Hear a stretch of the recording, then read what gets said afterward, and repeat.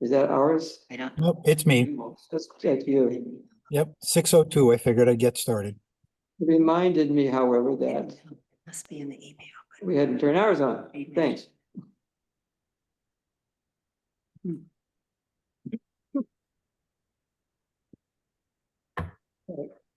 They could read it during.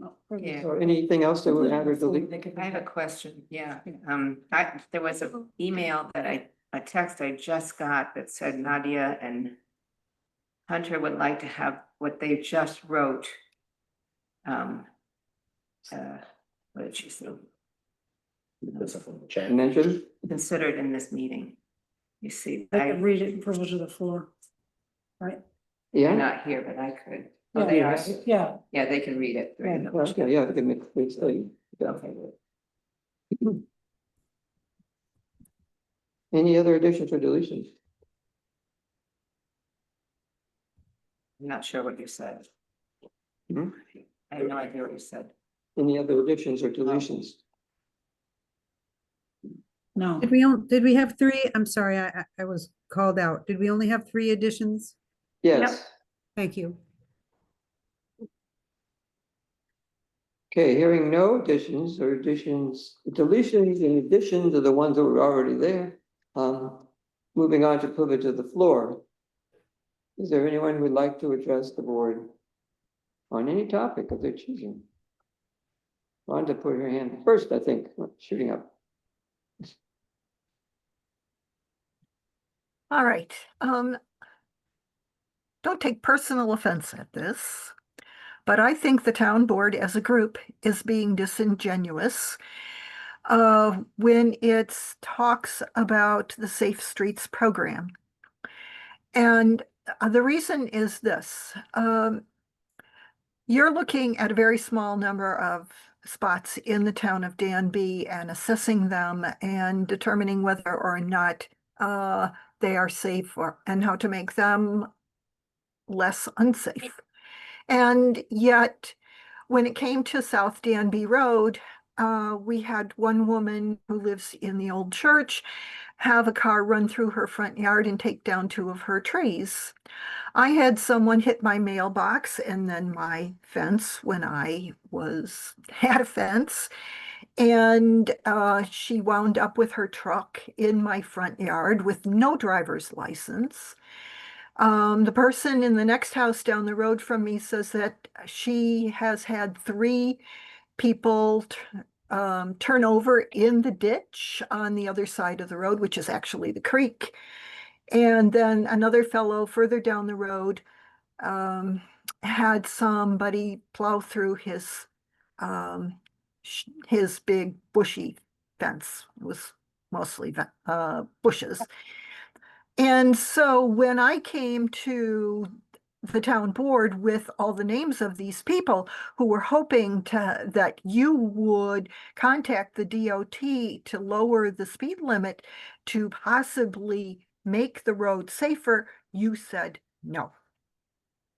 Therefore, I feel you're being disingenuous.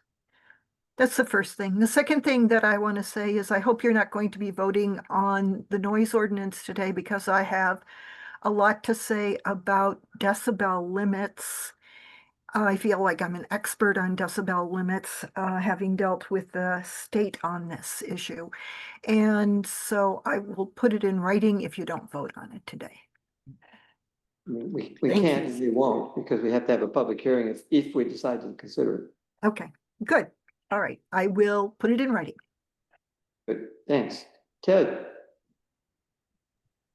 Sure. Hi, thank you. I noticed that at the last minute you added the discussion or something about the park services agreement. And I'd like to ask a favor. The park was not prepared to come, but Pamela and I will be home until 6:30. And if you could move that up in the agenda, if you need our input at all, that would be a favor. Thank you. We have to leave by 6:30. Like Rhonda, I found it interesting that the noise law showed up on the agenda. I know you're not going to vote on it. I took a look at it. It showed up on the web this afternoon, and it's dated October 2 years ago. A couple of questions. First one is, what happened to it between now and then? Why is it coming up now, and why was nothing happening on it for 2 years?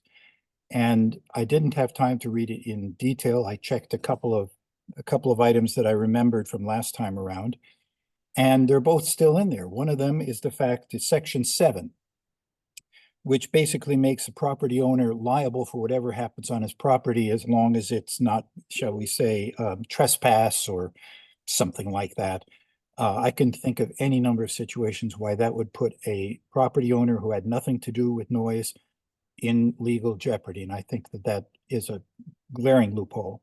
Also, there is one, well, among the substantive numbers that you have in there, you're more or less saying, in a backward sort of way, that 90 decibels is an acceptable level at a property line. I would take, I differ with that greatly. 90 decibels continuously for half an hour is enough to damage your hearing. So I think that the details of this really need to be brought out in public and open for public discussion for comments such as I've just given you. And you really should be prepared to revise what Guy has proposed. So there's my two major items. I just want to add one more small item, which is your 10.5 revision of town newsletter guidelines. Oh, by the way, just to go back, I am in favor of a noise ordinance, but one that is better thought out than this one. Newsletter guidelines, not sure what the revisions are, since it's been a long time since, if I ever saw the previous ones. But I'd like to point out that you are proposing in those guidelines to pay for things which put the newsletter in direct competition with a private newsletter, one that is produced by a nonprofit in the town, which operates for the town's good. Basically, you're spending money to duplicate what already exists. And I'm referring basically to community events. And I'll just say this, and I'll say this for myself, this is not in consultation with anyone else involved with the Danby Community and Park. I think you would be better off taking the 4 pages or so of unique content that you have in that newsletter and basically making an agreement with the Danby News to simply publish them unedited. Heck, we'll put it on different color paper in a centerfold. And that would save you half the money you're spending on it and not duplicate services. Thank you.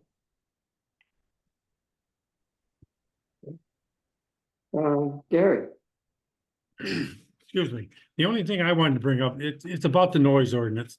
And, I think it's a time for the board to either, do something with this or drop it. I've got letters going back to 1997 about this noise ordinance. And that's almost 30 years. Either drop it. I mean, you get a couple people complaining all the time, different ones, but you never have more than a few people. And then it rises to the top of the subject. And then all of a sudden, it just falls through the cracks again. Either do something about it or drop it. We're just wasting time on all this. That's all I have to say. Okay, thanks. Anybody else? Nadia and Hunter, would you like to say something? Yes. Sure. Hello. Yeah, this is Nadia Gregg. I guess really quick on the noise ordinance, just want to quickly say it's more than just a few people, and there is a petition with over 30 folks who signed that. So don't want to minimize that. Also, just a brief statement. Just before this call, we did catch wind of a possible solution that was being explored for the parking at South Hill Cider in regards to the use of the conservation easement. And it sounds like possibly one of the solutions that's being explored is bringing a parking lot closer to the residential neighborhood, which would be right on our property boundary. And I just want to say that would not be considered a viable solution for us, as the whole point of this is to mitigate sound pollution, dust, view shed, and not bring it closer to the neighborhood. That's all. Thank you. Who else is there? Anybody? Anybody here? All right, I guess we can move on. Any correspondence? Well, I guess there was. People saw the Jennings Pond inspection report, passed with flying colors. Announcements? I have an announcement. Town hall will be closed. The town hall will be closed on August 27th, 28th, and 29th. I'm gonna be in and out. It's not, we're not gonna stop business. I'm working from home and I'll be monitoring email. But the power, we're making HVAC upgrades and the power will be in and out. It's hard to work on a computer without electricity being reliable. Could be fun. Especially the server. The computer might work, but the server could be problematic. Okay. That brings us to. Can we do Peter first? Sure.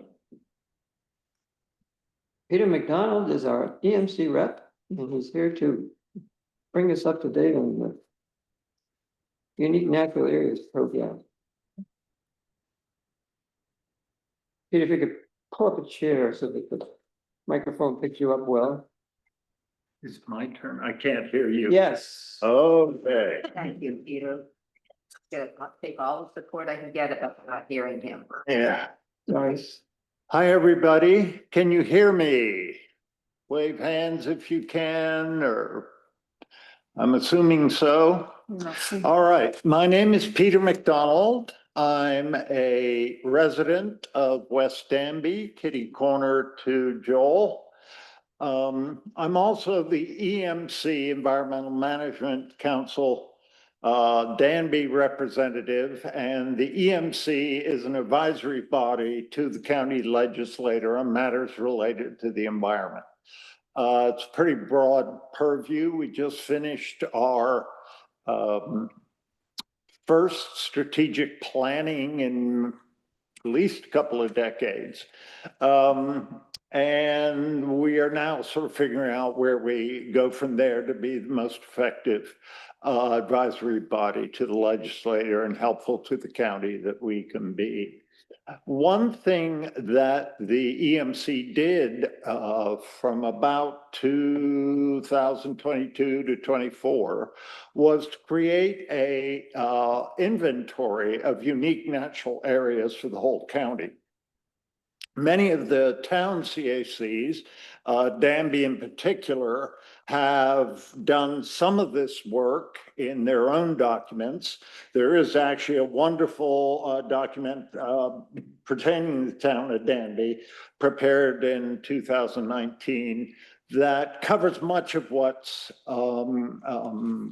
covered in the unique natural area publication that we've now put out, that is available at the county offices, and certainly anybody can email me about getting a copy, and specifically a copy of the PDF of our Danby unique natural areas. Is it on the web too, Peter? Pardon? Is it on the web as well? It's beginning to get put on the web, so it's being, and we'll get to that in the slides. So I'm going to go through this pretty quickly. You've got a lot to do this evening. So let's go to the next slide. So it's purpose of our work in the EMC to identify unique natural areas was to identify and describe areas in the county with outstanding environmental quality, to promote the conservation and or preservation of UNAs for the benefit of future generations, especially in conversations in CACs and town boards like this on easements and so forth, and to help people make informed choices about development in or near these areas. And we're looking at development on 96 is So there are a number of reasons why this would be a useful tool. Next slide.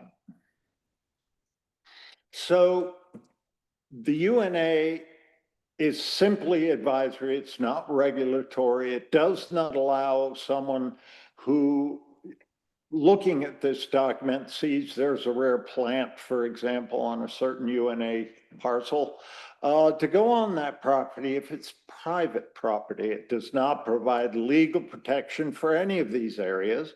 However, it can be used down the line in certain situations to look at protections, e.g., Parsons Preserve down in West Danby. But it can be referenced in municipal planning and zoning. If you were to build some large new housing project next to a wetland, it may be very useful for that sort of purpose. So next slide.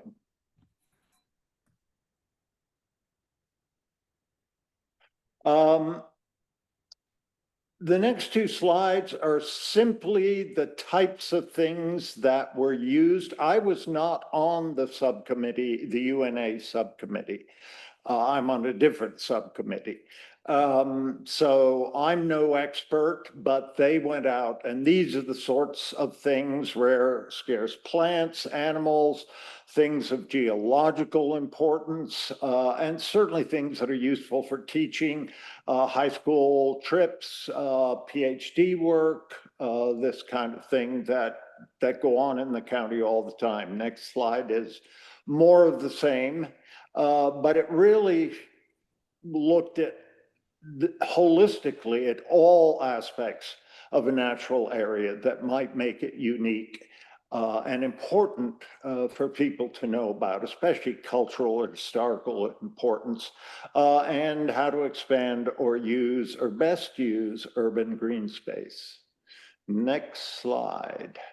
So here's an example from the document, again available at the county clerk's office.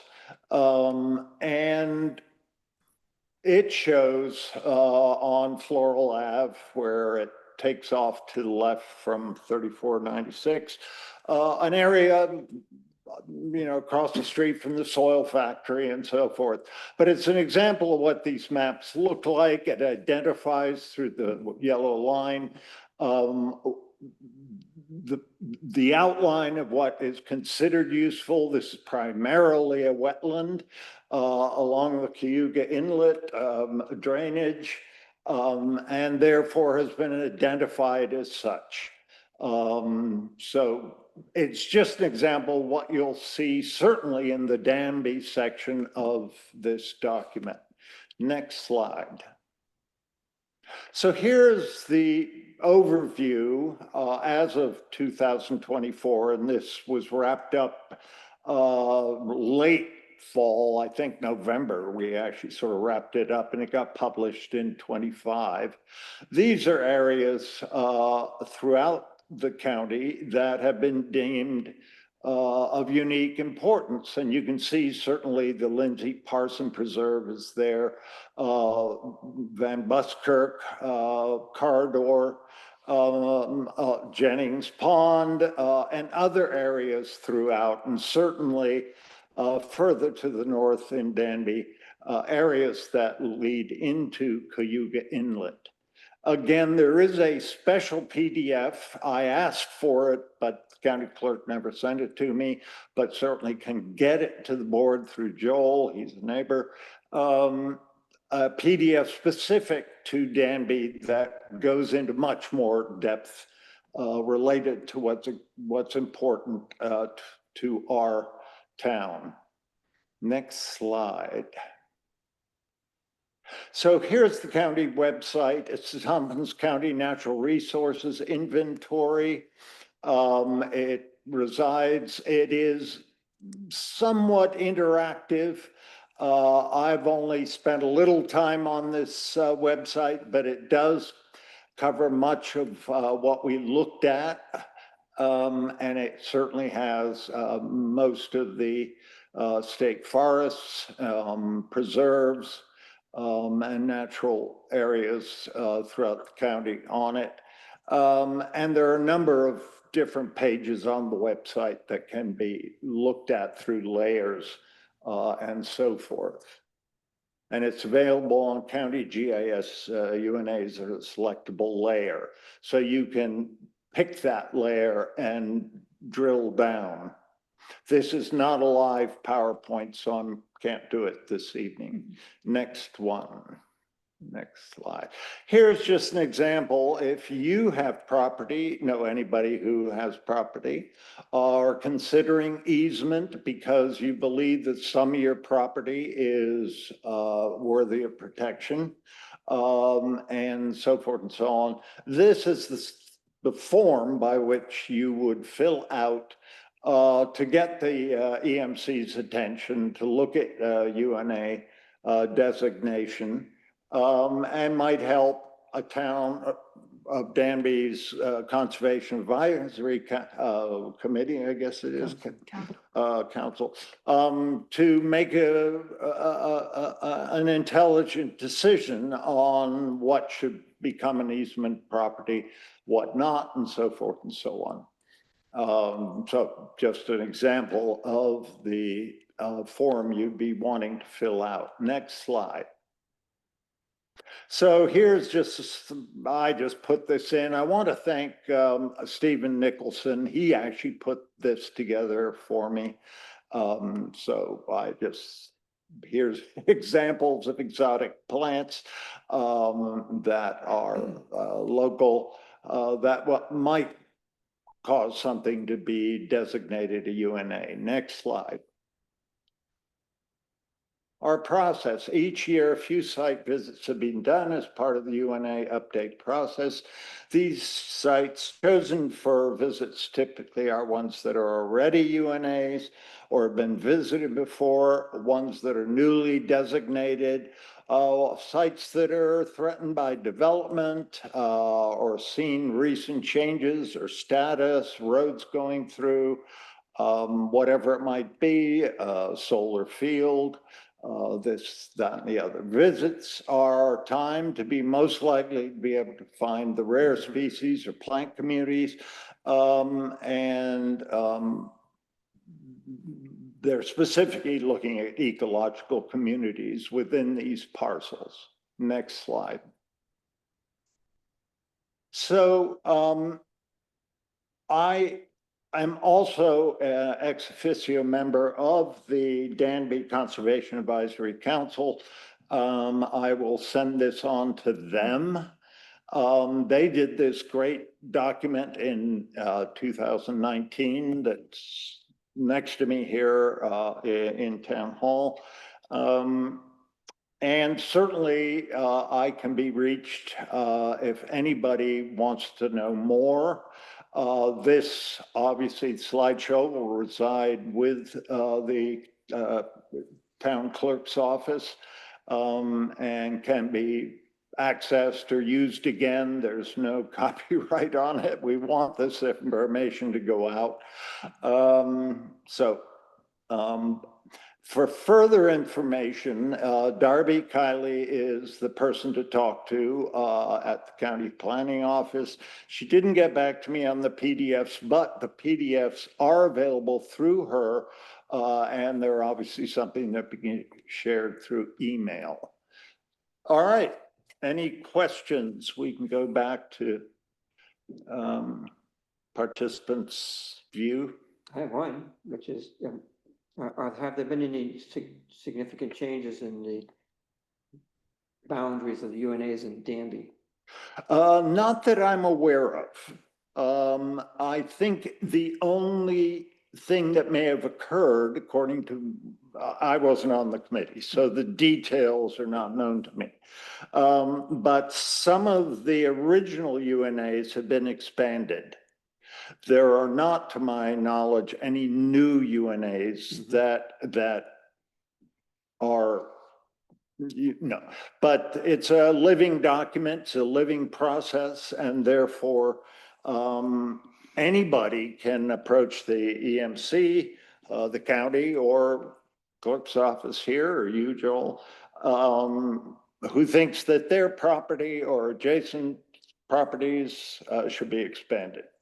So I know of a number of easement properties that have some significant value and add to either Parsons or existing town parks and so forth and so on. I mention it because when we were dealing with fracking a number of years ago, we looked into the possibility of creating, what do they call them? Do you remember, Leslie? They're critical environmental areas. Right. And there actually have been none created in the county, as far as I'm aware. But we looked at the possibility, and Ann Klingus was part of a committee that looked at the UNAs as a starting place, and then had some thoughts about adjusting the borders a little bit. And that's what's occurred, I think, generally speaking, rather than new large parcels. It's knowledge evolves, so we know more about how ecosystems are important and not just a particular stream or something, but the actual habitat all around it. So, but if there were ever the need, and who knows what Hochul will do or not do, certainly the UNA would be a useful tool for the town to help us make decisions or say no or whatever we have to do to preserve our unique natural areas. Any other questions from the Zoomers?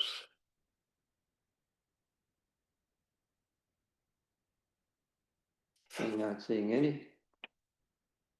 Anybody here? Thank you. Thanks, Peter. All right. Thank Yeah, you very thank you. much. Glad I came. It's nice to present. All right. Yes, present.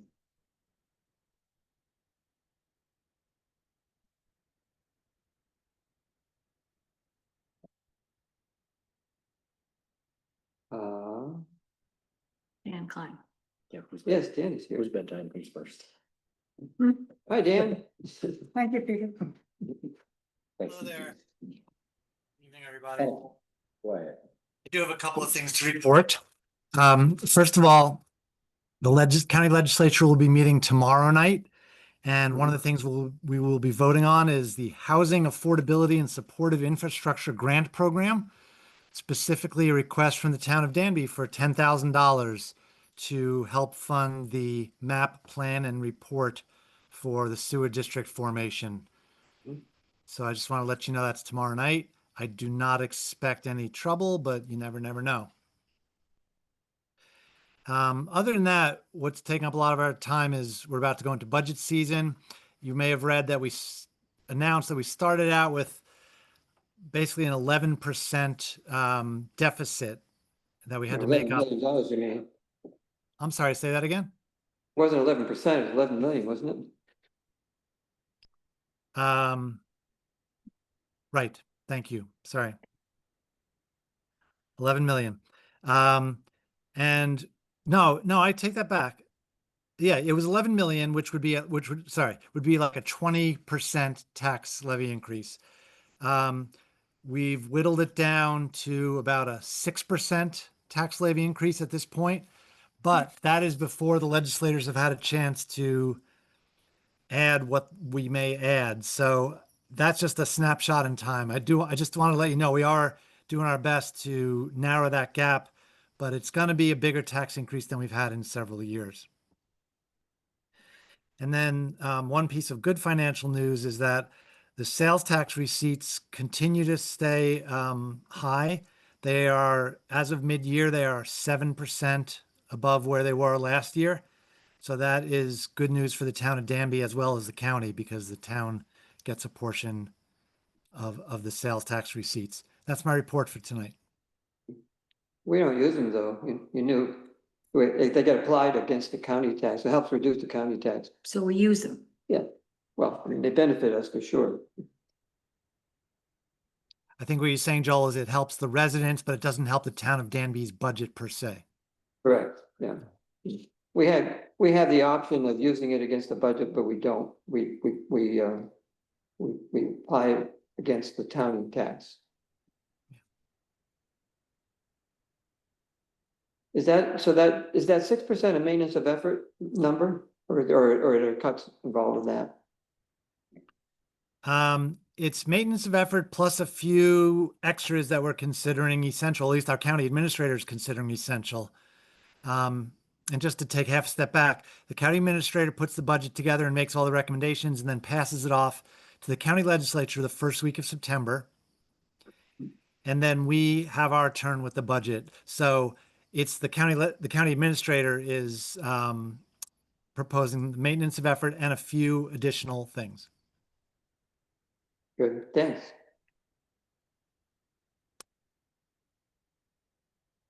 Our distinguished Highway Superintendent Keith Shippen is with us tonight with the request for additional money for, well, not for money, but to allocate funds to do the capital improvements on our roads.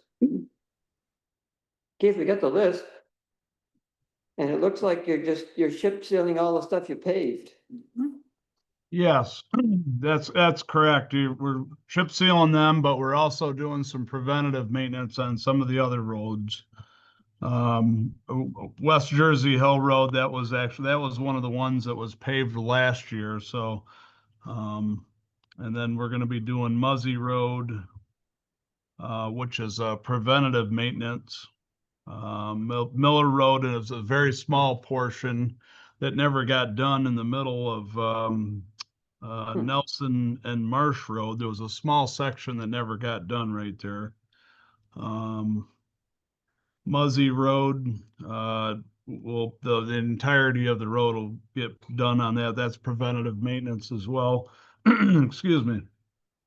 And Lane Road is that's all fresh pavement. We'll be doing that as well. And Leeb Road, we're gonna try to get through Leeb Road if we can.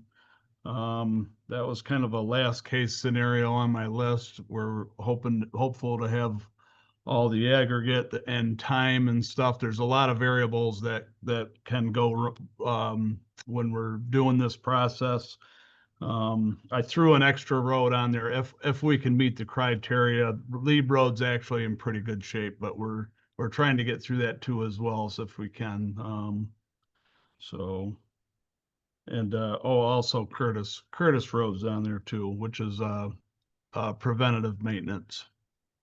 So it's a preventative maintenance on all of it, but the ones that I'm saying preventative maintenance, they weren't just paved. So. Right. Maintenance of surface. Right. That's right. Was West Jersey Hill, that was asphalt, right? West Jersey Hill Road was done with a hot mix pavement, which is much harder than like a cold mix. It still needs chip sealing. And it's what was that, Joel? It still needs to be chip sealed. Yes. Yep. You still chip seal over hot mix. There is some hot mix that, if you go to the best, you can get hot mix that doesn't require. Sometimes you'll see that like on the highways and such. Yeah, that's why I wondered. Yeah. I mean, they don't always, it depended on how fine the material that's in the paving. If you've got 100% seal and there's absolutely no water intrusion through the pavement, if it's a good enough pavement that, that they feel that no water can get through it, then possibly you can get away without it. Yeah, we with our budget, we can't really afford hot mix as it is. And then when we do get hot mix, we really have to kind of think on a lower, they really gave us some good material over there, but as far as the material goes, yeah, you have to seal it. So. Just wondering, looks like a good list. Yep. And it is. And I want to assure people that, paving these roads and, we've been doing a lot of paving at highway, and eventually, we're gonna get through these roads a little bit where we're not doing as much paving, we're doing more just preventative maintenance on them, and that's where we want to be instead of having all these high, we're actually doing really well. We're very, very much under budget. But the paving is a very expensive thing to do. And then this year we're focused on, everybody's been working really hard on working roads already. We're out there, we're getting ready for next year's roads. We're looking at instead of doing just all the primary roads, now we're looking at secondary roads, and I have different ideas for the secondary roads. So, we're not going to be putting, $150,000 pavement jobs on all of these secondary roads. There's other things that we can do, including oil stone or, maybe a 2-coat, 3-coat. There's all these different paving techniques that we can do to that will meet standards where the traffic is intense on some of our primary roads. So we look forward to doing that as well, and in the future we'll see it in our savings account is where I'm going with it. So. Sounds good. Thanks. Yep, you're welcome. So we'll be acting on that in the later part of the meeting, but Yep. You needn't stay in suspense if you don't want to, and hang around for that. But, Yeah, I might shut my video off here for a little bit, but yeah, I'll stick around a little bit. Thanks, Joel. take care. Thank you. And now the minutes. I move we approve the August 4th minutes. I'll second that. Any alterations still wanted? Good. Mariah, the vote. Connors, Yes. Hunter, Yes. Stein, Yes. Woodworth, Yes. Gagnon. Yes. Thank you. You got the supervisor's report rather late in the day. I don't think it indicates there's any accounts that are over or even close to being a problem. So that means that we don't have to worry about having the money in the account at appropriate places to deal with the warrant. So moving on to that. Do you have the latest number? There were updates for the general I'll move fund. the general fund. Abstract 16, vouchers 313 to 341 for $24,873.42. Different than what I've got. Is that the most recent number? Well, there was tax on one, it got lowered, there was a tax on a second one. So there were two items that had tax on. Yeah. Mhm. Well, Laura caught one late in the game. Yeah, that was the, which one was it? It's Cintas. It was the 487 one. 487. What one There did was you another see? one in the same voucher for 283. Yeah. Gotcha, okay. Cintas, they sneak them in there. They So, do, yes, they do. So we're in agreement on the number? Yep. Did it twice. I Yeah. heard it. 873, you said? It's 73.42. Would you second that? Second. Any discussion? We got it. Okay, right. Connors, Yes. Hunter, Yes. Stein, Yes. Woodworth, Yes. Gagnon. Yes. Thank you. Nah, move the highway fund, abstract 16 vouchers 147 to 160. 47, huh? 147, 147, Not 158? No one. huh? Did not 158, but 147? Yes. hold on. I have 160. Yes, it is 157 on one page, and then there's this page 2. What do you say, Laura? Yep, it starts at 147, voucher 147 to 160. Thank you. Gotcha. And you said, did you say 27,878? No, No, for $27,878.78. yeah, but. Yes, yes. I didn't say it. Yeah, well, you hadn't said it. I didn't get there because they hadn't got through the voucher number yet. Yes, it's like, what? So it's 147, 160, 27,878.78. Second, yep. Discussion? No. Okay, vote. Connors, Yes. Hunter, Yes. Stein, Yes. Woodworth, Yes. Gagnon. Yes. Thank you. Welcome. Move the West Danby Water District abstract 16 vouchers 72 through 76 for $869.59. Second. That was pretty easy. Hmm? That one was pretty easy. Well, it was longer than usual. I mean, Yeah, yeah. it was more than 2 items. About the flooring. Hmm? About the flooring. Are they almost done with that? You're close. Yeah, getting close. I got a desk I gotta get rid of. Mhm. Oh.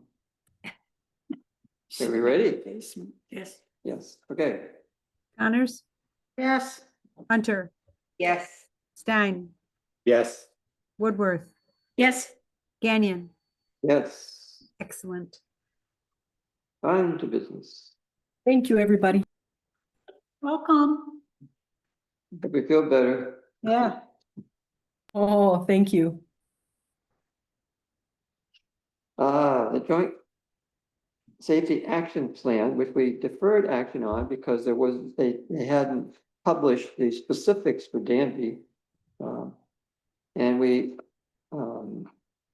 gave people an opportunity to comment. John Jensen did comment. And I think we can go ahead and approve it now. What was his comment? That's all I'm going to remember. It was a good year to go. Maybe on the agenda. If I had, well, I could comment. Basically, he thought it was a good thing.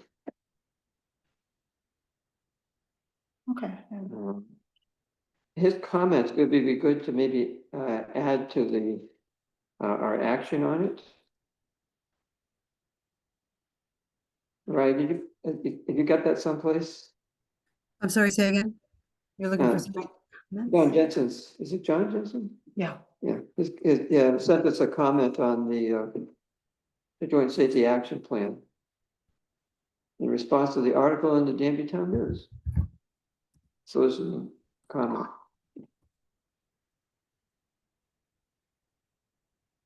And Who sent it? John Jensen from White Hawk. No, No, he's it's on Steam now. He's on Steam. Yeah. Yeah. Makes lamps. Oh, yeah, that guy. Yeah. Unique ones. Yeah.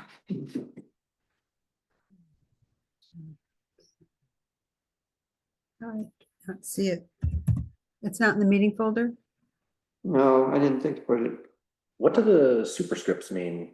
There's 1 through 4 on 4 of the whereases. But there's no There is. yeah, 1, 2, 3, and 4. It doesn't reference anything. If you scroll to the bottom, there's Nothing there to indicate whether it's about. I mean, I guess it doesn't matter. And Recall. We did look at this once before and we deleted, there were a couple of passages that were specifically whereases that referenced that we weren't targeting, yes, right, that people wouldn't target our people right, putting it. because we thought it was irrelevant to the road safety Yeah. issue. So with that, with those deletions, I'm willing to move that resolution. I'll second that. I mean, Greg thought it was maybe an important thing to hop on board with. Well, I mean, but the reason we got involved with this in the first place and became part of the group of municipalities, not all of the county participated, was with the hope that we would have some helpful information that would point to some of the problems and position us, having done that, for chasing money to deal with them if we wanted to.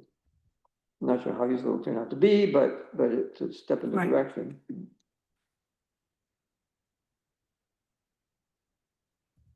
Okey dokey. So ready? Yep. Yeah, okay. I just want to repeat, it's to adopt the Safe Streets for All Joint Safety Action Plan. Correct. It's the, Very the good. fall that says final. The resolution of approval, yeah. It's the one that says final in the file name. Final. Correct. Okay, Yes. yeah. Final number 3? No doubt. Yes. Connors, Yes. Hunter, Yes.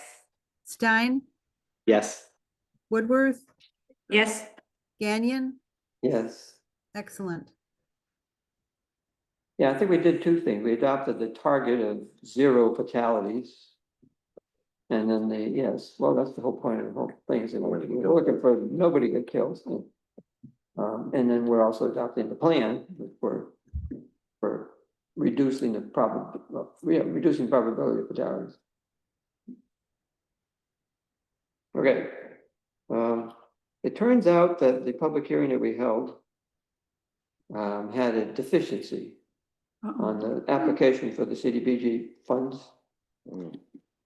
So we've been asked to do it again with the slight modification. So I propose that we have that public hearing again on September 8th. And what's the slight modification? That I can't tell you. It wasn't obvious. And Greg's not around to answer the question. Who said we were deficient? Toma is the one that's applying. And there are all these things you're supposed to do, Right. and think. Thought we had all the I's dotted and the T's crossed, but there was something that was not included. Did we figure out what that was? Well, yeah, it has been figured out, yes. And I don't remember whether it was something that was in the notice that wasn't there, that was supposed to be there, or whether it's in substance, and I think that's what it was, as opposed to in the substance of They're the the ones doing it. hearing, which is simply to get people's comments on our application. So it needs to be renoticed and reheld. Okay. So I move that we do that on the 8th of September. 8th of September. Yeah, first September meeting. Second. Put the notice in the town news Again. again. Yeah. Mhm. Front page. Any discussion beyond? Why is the 8th the first meeting of? Because the Because- first is a because- holiday, Labor Day, so we voted, Everything. last week to move the meetings. Good call. I think we did in July. moved it. Yeah, I moved think it we 2 did it a weeks while ago. Yeah. Because I almost forgot it. We moved both meetings in But, September, yeah, because otherwise it would have been 2 weeks apart. Okay, the vote. Connors, Yes. Hunter, Yes. Stein, Yes. Woodworth, Yes. Gagnon. Yes. Very good. Planning for skate park, structural engineer. Zach has something to say about this. Was he? Sure.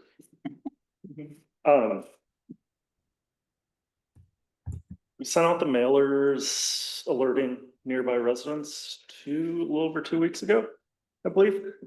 We had 2 people write back, one person in support saying they want to actually help out, and the other y'all received, which was just saying the property was ugly. But I was hoping, after reaching out again to people, that it would be okay with going forward with me reaching out to the structural engineer to go ahead with that project. Hmm. Well, I would need to get a price first, obviously, but Okay, you don't have the price yet, or? he said 1,600 to 1,800 depending. But he needs to come out on site and actually see the project in person. So this is to get engineering services to come up with a plan for structurally addressing the issues for the existing building. Yes. I think this is moving forward. I'm in favor of moving forward, and this is a reasonable thing and a good price. 16 to 18 to take a look at it and come up with a document. That'll be a document with engineered Stamp on it. Design. Compared to So that's complete not design just a document that shows like where the deficiencies in the building might be and what might need done. It's that, and then in addition to that, the design. It's the design with all the specs for what needs to be. Making it right. Right, so that would include, you know, identifying problems with the site that's already there, and then it would go all the way through the end of the project. It would be everything to start getting a permit to build the project. Cool. Yeah, it's fairly reasonable. Or bidding, having somebody do it. Yeah. You have the specs. Yeah, so 1,800 for the plan, and then We don't know how much. do we have to do it. you know, as a person who makes things, do you have a wild guess? I have a wild guess that I went through last year is around 6,000, but that is without having the final design. I do not know what they're going to spec for concrete, and I'm hoping that the wood cost has not gone up more than 30%. So this could come in at 20% of the total price of the whole project. No, the total, like including the actual skateboard Yeah, area. like up to $1,800 now, and then kids skating by the time we hit $6,000. No, You still gotta build it. that will be to salvage the structure, and the drawings would probably be what is that? Let's just say 7,800 to stabilize the structure. Okay, once the structure is stabilized, You haven't built the the park. process of building the park About can $6,000. begin after this. Yes. So it would be in addition to that. Yeah. So There would be fundraising. There will be fundraising.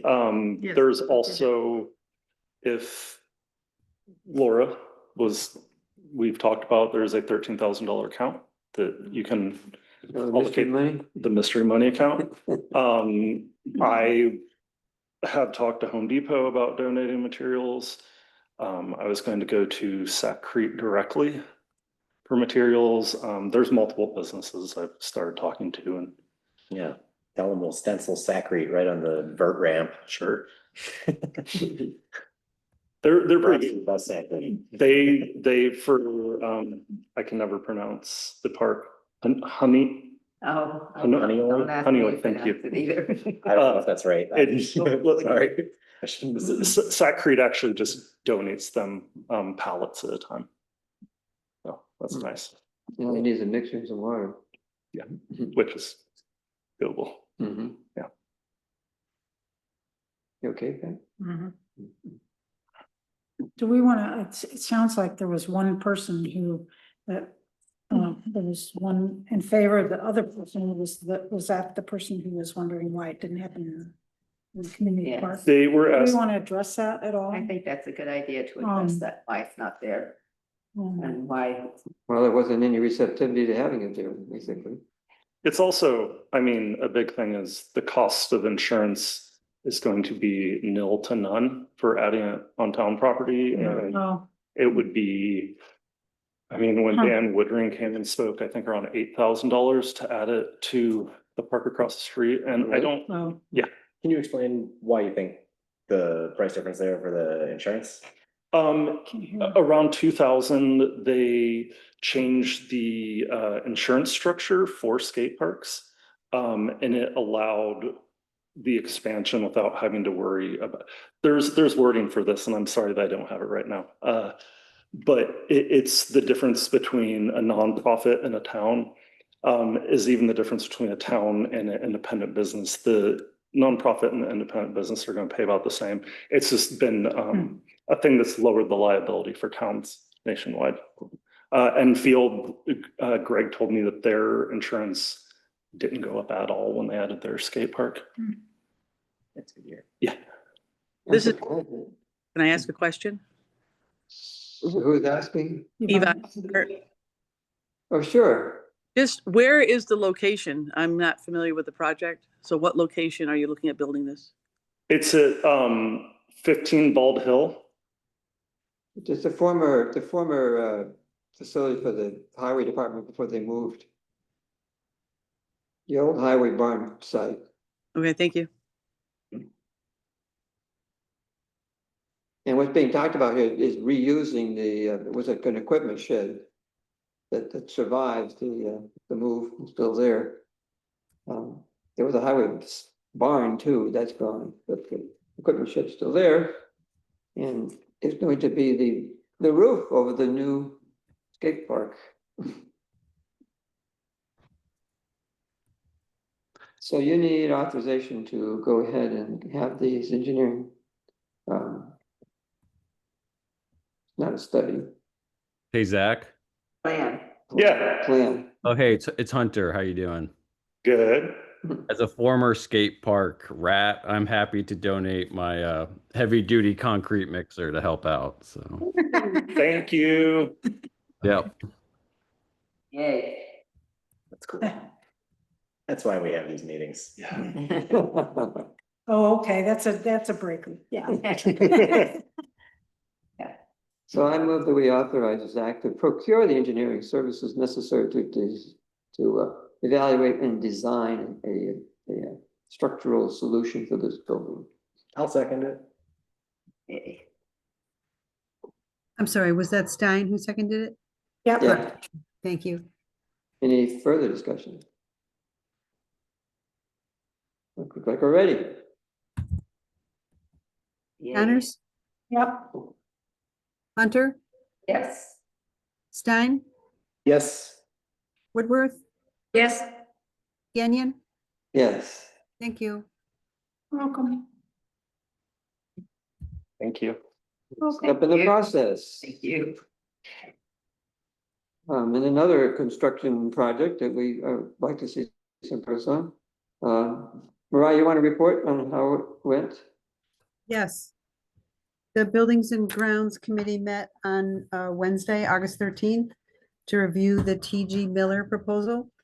The proposal was to provide professional services that came to about $15,000. We had a little bit of sticker shock. That's for the crosswalk and the entrance to the town hall. That was their design. So the committee agreed that we only needed their final design services. And so I sent a letter to them on the 13th, asking them for an updated proposal, and I have not heard back from them yet. But wasn't there also a decision to get somebody else's quote?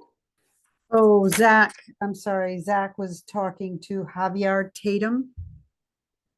I don't believe that he, Zach,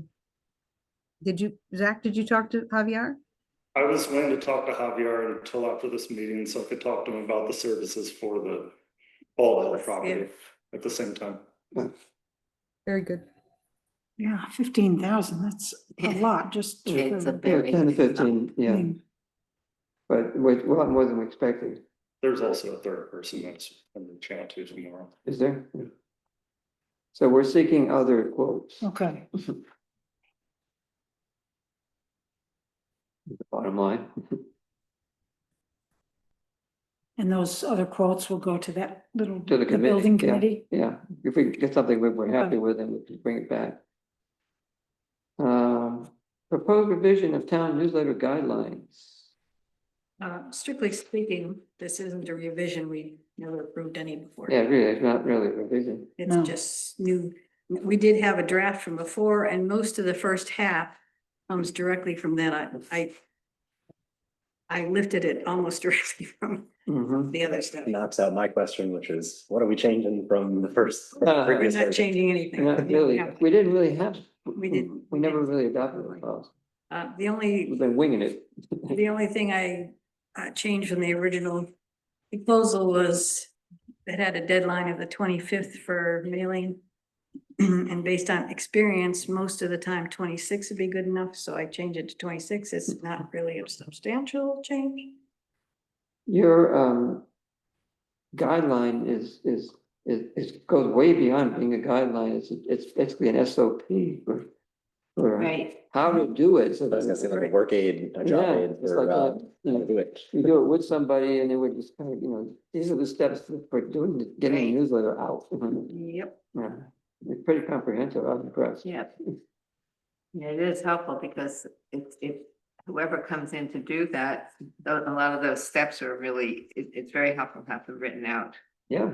Here's how, here's where you go, here's what, anything can be changed, but this is like, here's a way to do it. Mm-hmm. Yeah.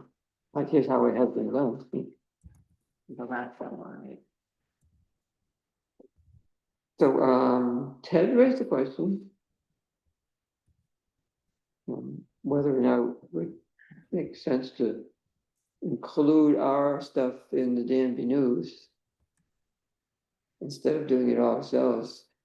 What I heard him say is community events, and I think that most of our, the community events portions that we put in are interspersed and they're part of I don't. It's think a that we small, need it's a small percentage. It is a small percentage. Very small Well, I percentage. heard him complain about the fact that some of what we're doing duplicates what the Danby News is doing, and in that their primary focus is community events. And critique of what else we're doing, but the suggestion I heard two things from him. One was that it's inefficient to duplicate effort, and there's that little bit of overlap. And the other one was a suggestion that it'd be more efficient if we had one publication instead of two. It would save money and we could piggyback on the Danby News. It's not exactly unusual to have more than one. In fact, when we first made the choice to go to another one, I called Caroline because they had recently made that exact same change. And that's where I got the information about printers and other things. So it is not unusual to have a community More magazine, than one. more than one, community and official guidelines from the government.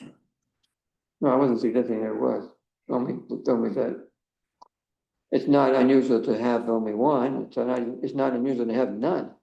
No newsletter whatsoever. No, Well, I hope you're not suggesting that we drop all newsletters in Danby. I hope that no, wasn't. no. What I was raising was the possibility we might actually entertain doing what Ted suggested, combining them into one. But No, I mean, there was the reason why, I mean, there was a problem, a number of problems. Mhm. The town decided to not fund that newsletter. I think that we were probably under the assumption that that newsletter would not happen anymore. Right. And so we were putting the money into another town newsletter. Yeah. And as far as I'm concerned, it's Ted's choice to continue the second newsletter, just as the second website was continued. Yeah. So I'm I'm not interested. Yeah, I mean, he did say he would take what our thing and just put it in without any changes. Not interested. But of course, what he did before is he really said, oh, how wonderful it is. He took yours and spread it over 100 pages and thought it was really cool. Right. He did what? He took article he wrote and spread it over different pages, so. Continue here. And there were lots of problems before we started this, shortly after I got on the board. I volunteered, stupid. But there were- You've been doing it ably ever since. There was humongous complaints for years about how it was handled. Then there's no sense in going back. What kind of complaints did we have? Didn't do it properly, didn't get the right things in, complained all the time. Incorrect information. Mm-hmm. It was. it is still, It we was still have the, the same problem. It was what? We still have some of the same problem. The information that's in it is not accurate for town stuff, and it's still, that letter still has a tendency to, we don't have the title, what the town board isn't saying anymore. That title's missing right now, but there's What? another one that replaces it. What town board, what? isn't telling. Oh, them. isn't just what the what the town town board is telling you. Yeah. Well, that's like an expose on the town board. Oh, You is that like bet. a running article? Have you not been looking at the Danby news?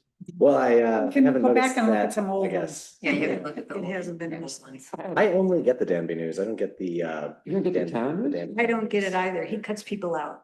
No, Or no, I only but get Kyle said the he Danby gets the news. Danby Yeah. news, but he doesn't get the Danby town news. Yeah, I don't get the Danby town news as far as I know. I get the Danby town news, but I don't get the Danby news. I don't get the. I didn't have a mailbox for the first 4 or 5 years of living Oh. there, so maybe that's why. You That could be can, why. you can access it from the web. Did you Oh, know, yeah. know that, right? Well, I hadn't. I guess I probably should. Both of them are accessible on Yeah. the web. So, that's one of the options now is that people can see them. They can be published that way. People can drop off if they choose only to have web access. Yeah. That's possible. Yeah. Greg Nelson is wondering whether he has his hand up, and I'm wondering why. Greg, do you have something to say?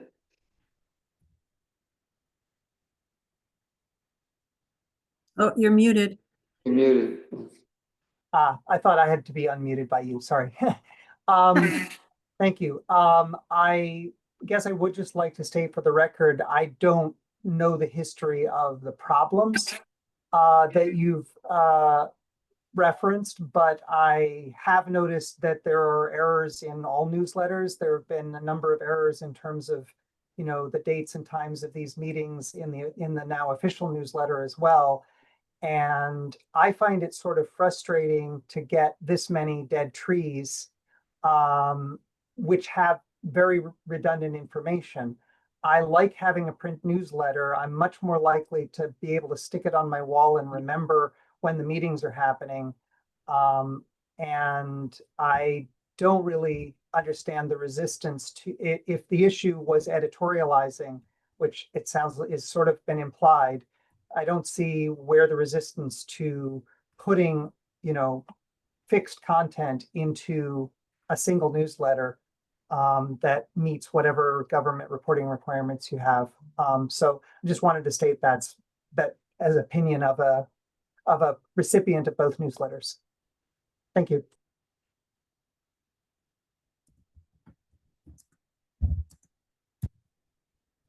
I guess I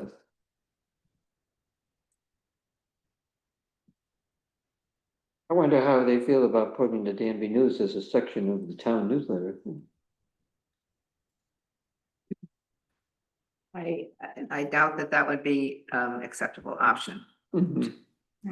Uh, But I mean, you could see why there's a problem both ways, the putting our stuff in the context where the context is critical of what we do.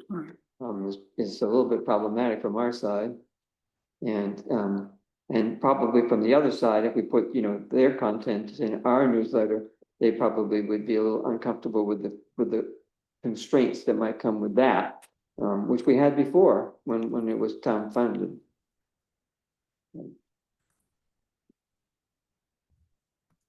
Gary, do you want to comment too? I just want to make a comment, a suggestion maybe for the town newsletter that the board puts out. Why don't they add an opinion page to it? Just to get somebody else's idea other than the town board just telling the people. Maybe some of the people out there have an idea that they might like to have the board consider and just have an opinion page. Well, I mean, I think that we're constrained in terms of expressing opinion in an official publication, but suggestions are different. Somebody wanted to make a suggestion. But that's what I'm talking about. Maybe an Yeah. idea that the town board maybe didn't come up with or nobody else has that might be a good idea out there. Right, like a letter to the editor or something. Right, exactly. Yeah. I mean, there's also in the past, there's been talk about, having kids write things or, photos, things like that. We've had articles submitted too by Yeah. folks occasionally, some of which have been quite useful. Some of those have come, like for instance, the most recent Rhonda sent that letter about beech tree disease. That sounds like a good thing for the CAC section of the website, but it would be maybe a way to have just an announcement. we receive suggestions via the website as well. If we expanded that option for people to put their suggestions or their wishes in the website. I mean, and no matter how a suggestion would come, it will either come in handwritten to the handwriting or typed or an email to the town to get in a newspaper in the first place. Right. So if we had, I mean, there are other options for things. It could be 4 times a year you do something, or, you know. Yeah. Yeah, I still think that it would be a good thing for us to add to the website a businesses in Danby page with no endorsements, and we're trying to stay away from articles or suggestions that are endorsements for businesses or services. Because we're not in the business of saying, oh, hire Zach if you want to lay a concrete floor. You know, Zach can go around and say, if you want to hire me, but the town isn't in the business of endorsing businesses or services. So I'm a little concerned about quote opinions, but I do like the idea of suggestions of things that people might want to know about, or Suggestions like, what do you mean by suggestions? Because I'm imagining if people were sending articles that were, you know, in the format of a suggestion to the board, they'd probably support their suggestion with their opinions. They'd I say know, like, that's- here's what we should do, and here's why I think we should do it. right, then that would end up having to be like a letter to the editor, I guess. I don't know. It's not And then the, who would decide which, like, say we get Good 7 question. letters to the editor? good question. Mm. It's a good question. So, But, you know, I And the mean, original thought was just to keep it, you know, this is what's happening. yeah, this is what happened. Has Fewer happened. places, right. The major Maybe some goal plans. for this is to make sure that the residents know what the town is doing. The things that happen in the town that affect them. That's using tax money. yeah, as opposed to, That's our responsibility as right. a town board, as a town, to make sure we let people know what we're doing. Yeah, I mean, that's what it's been doing primarily, is keeping people informed of what we're doing.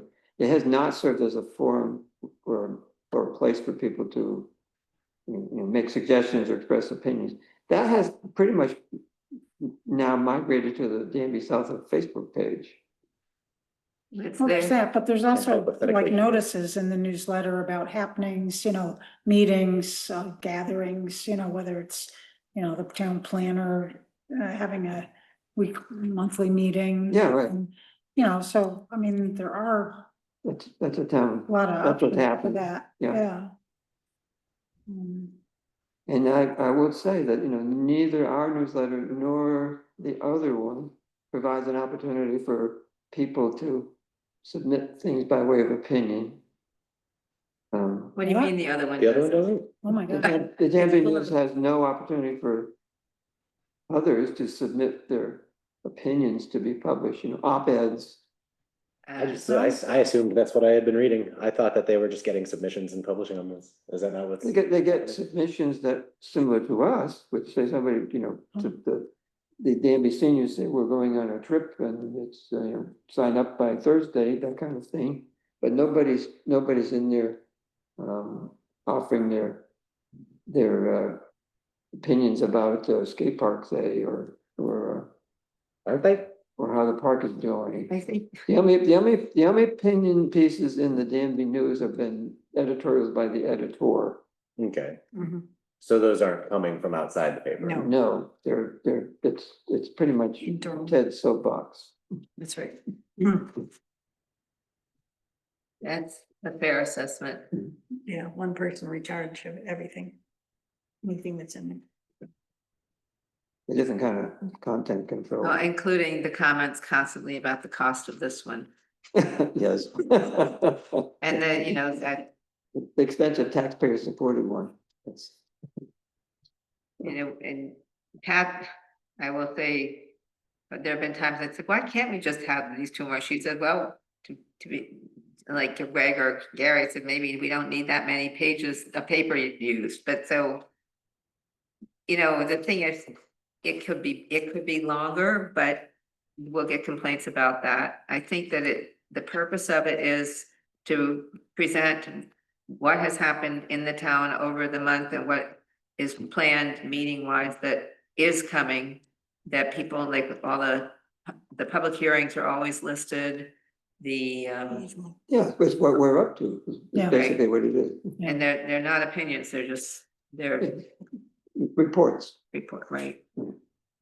Now, there could be people could say that the opinions about what we think about what we're doing with,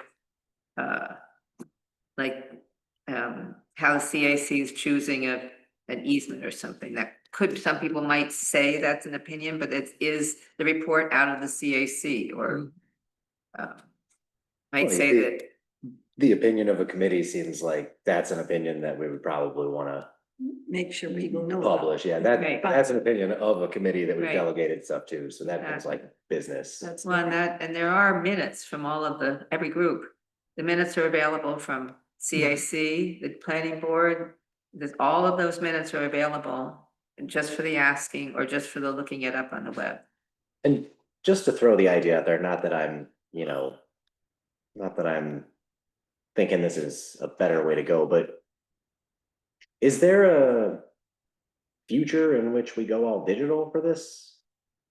Do we have any kind of? I can thoughts of tell the you, intent? I can tell you from what my experience and Caroline.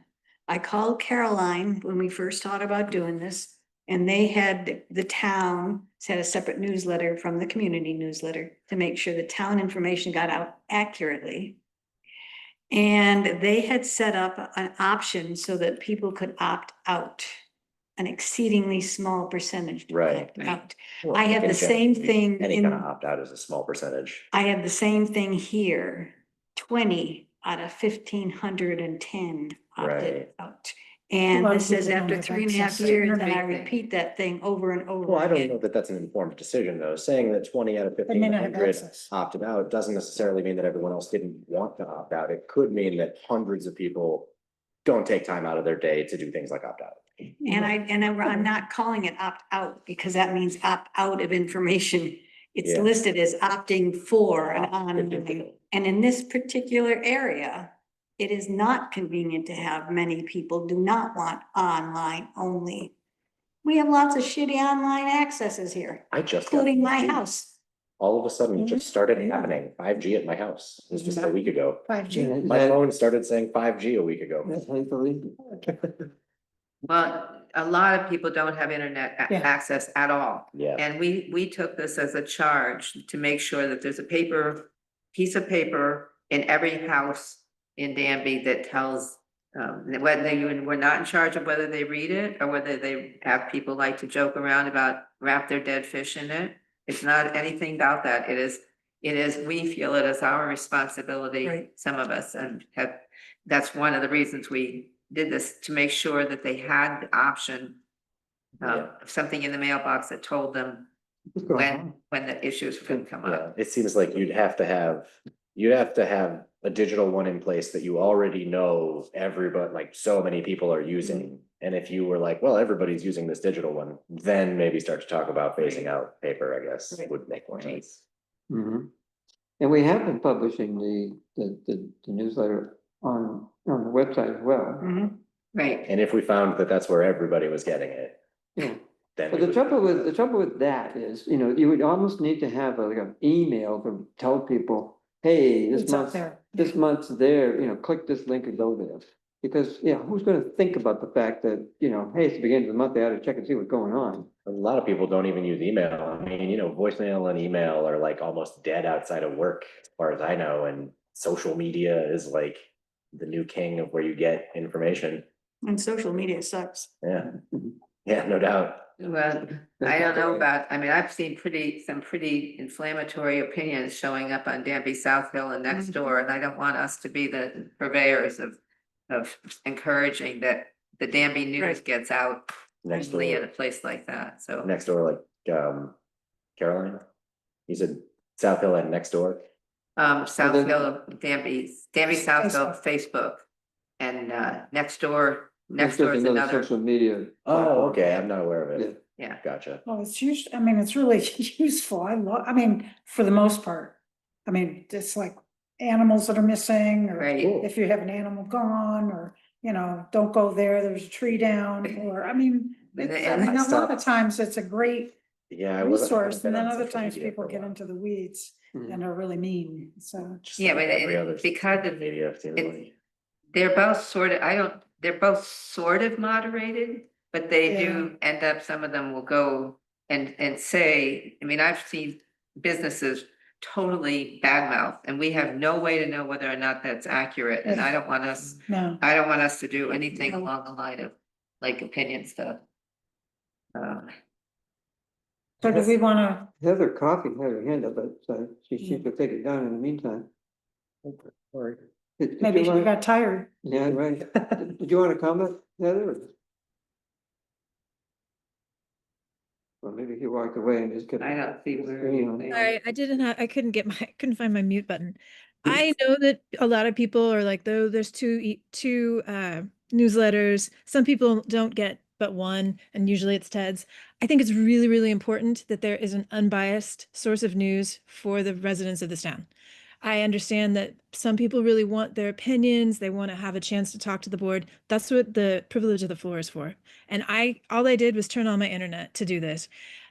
Or you could just come downtown to town hall and do it. I think that spending a little bit of money to tell people what's happening, what the decisions are, is important. I don't think that you've done this once before. It didn't work. It's not going to change. Doing something twice and hoping for a different outcome is crazy. So I think what you guys are doing is perfectly fine. And I love the fact that you write as unbiased as possible. And I think it's really, really important, especially in a time where a lot of people don't feel like they can trust their own news. So I'm hugely in favor of you continuing this newsletter as you are doing it. If you want to do a letter to the editor, sounds great, but please don't quit the newsletter. I think it helps a lot of people know what's happening. That's just my opinion. Yeah, was Yvonne, you had your hand up also. Yeah, just from my perspective as being a resident here and receiving the Danby news for the last 40 some years that I've lived here. And now hearing that there's a town news that I can get as well, it seems strange to me. Where do I need to go to get all of my information? And it could be as simple as putting a link in the Danby news to your website to say, here's where the board's information is, and working together collaboratively instead of working in not so easy terms. You guys are like us and them versus how can we work together to get information to the residents that is important, correct, unbiased, so that we can know how to make our voices heard and be part of the process. Do you not get the town news? I do not get it in my mail. Now I'm going to go out and see if I can find it on the internet. But the point is, I thought I was getting the news by getting the damn. Okay. Nobody's ever told me that I wasn't. So maybe that's my ignorance. But my point is, being a resident here, I didn't think I had to go to 2 different places to get information about Danby. But I do. Both of those newsletters come to you. At least they're supposed to. I know. I will check, but I don't believe I've ever received one. Do you, the names of them are very similar. So sometimes people have thought one was the town one and the other one was the former. The names are similar enough that we've had people say, oh, I saw that. And then when they tell us what it is, it's not the town newsletter. All right. Well, that's problematic in itself because now 2 things that I think are the same that are actually 2 different deliveries. So I think it's better to work together with the 2, come up with a solution that gets input from the residents and work together versus finding all the problems with it. Well, it wouldn't be nice if life were like that. I can't, what did you say? Wouldn't it be nice if life were like that? Oh, it would be lovely. I would encourage you to, if you're not sure that you are getting the town one, please send an email to newsletter. What's news? Town news at danby.ny.gov. Okay. Town news at danby.ny.gov. But my point is maybe you could put a article in the Danby News to tell people that there is another one and use the 2 newspapers to get the information out. It'd be interesting to see whether Ted would publish a notice from the town of Danby that there's a town newsletter that they could I mean, the read whole also. upshot was that the town used to support the Danby Community Council, the newsletter that was supposed to be from the Danby Community Council. There were many issues, many problems, over the years. And I forget the straw that broke the camel's back. And we decided to use the funds to publish a town newsletter. And he decided to continue what used to be the town newsletter. Right. So, That was his choice, Yeah, his personal choice. it's not us that are doing two newsletters. Correct. As far as I'm Right. concerned. Correct. And it would be nice if everybody could work together. Yeah. But that, from our experience, from my experience, that didn't happen and it's not likely to happen. Maybe in the future. so it begs the question though, are there things in the Danby news which are not in that we would have previously supported and that would be in the Danby town news?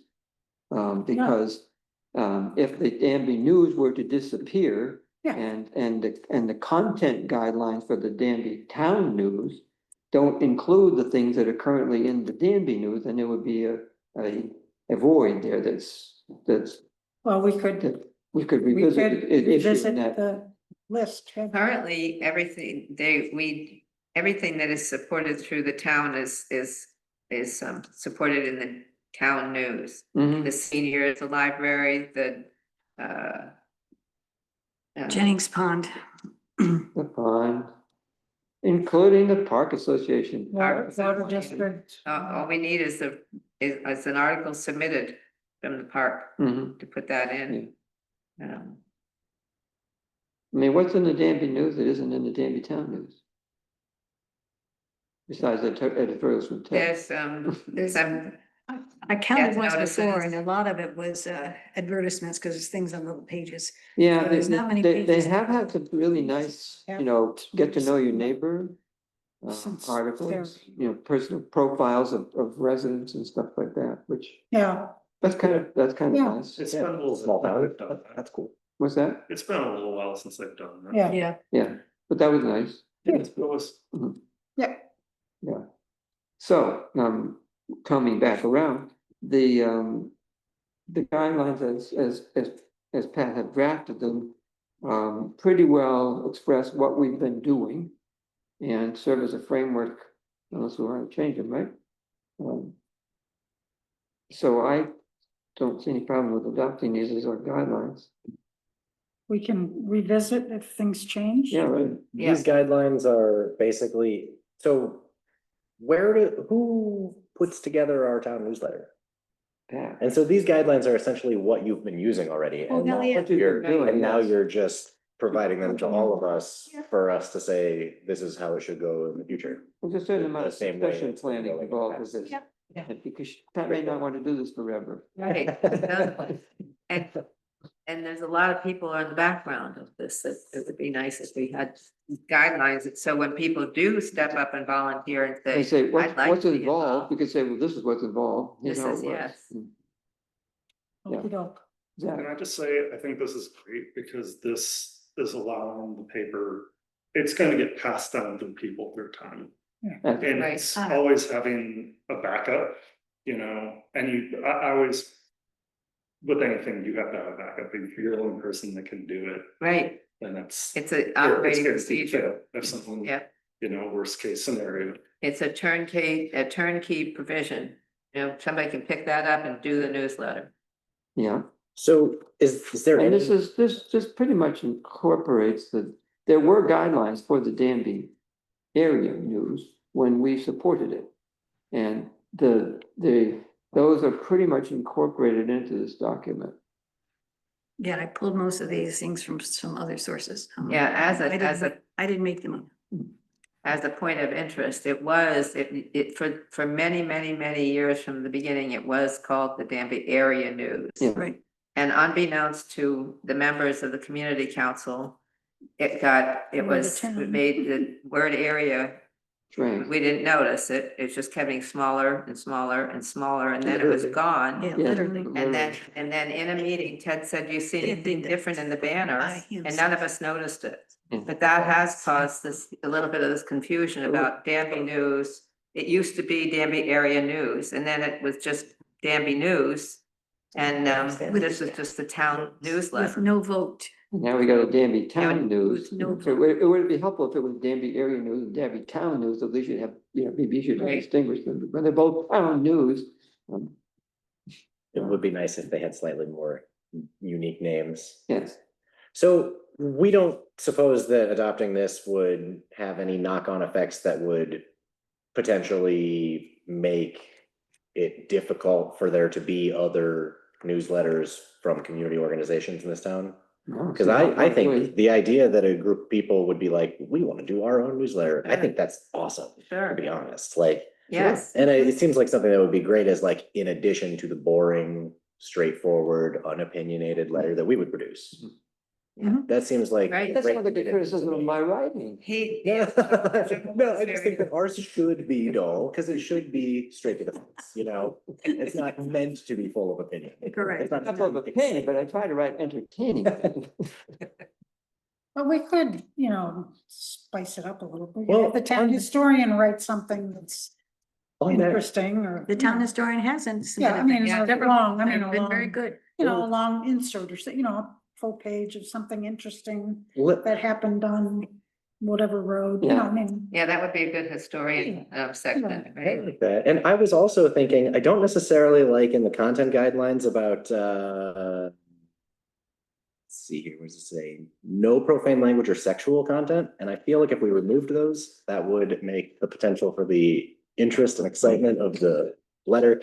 No, but I really do have some worries about saying that sexual content would be banned, just because the case I think of is saying, oh, there's like a gay thing that's gonna be happening in town. And people be like, no, we can't put that in the paper because that's sexual. No, I don't think that's. that's nothing that would foster perpetuation, and discrimination on the basis of race, color, age, gender, material status with regard to public as a national origin, or sexual orientation. That's already said, no sexual orientation. So that part would basically mean that no one would like misconstrue a ban on sexual content as being like, well, anything that says gay is sexual, like sexualizing gayness Correct, it says based no- on gayness. Make it more like pornography. We're trying to watch out for pornography. Better watch out for this one. She's gonna put that in there.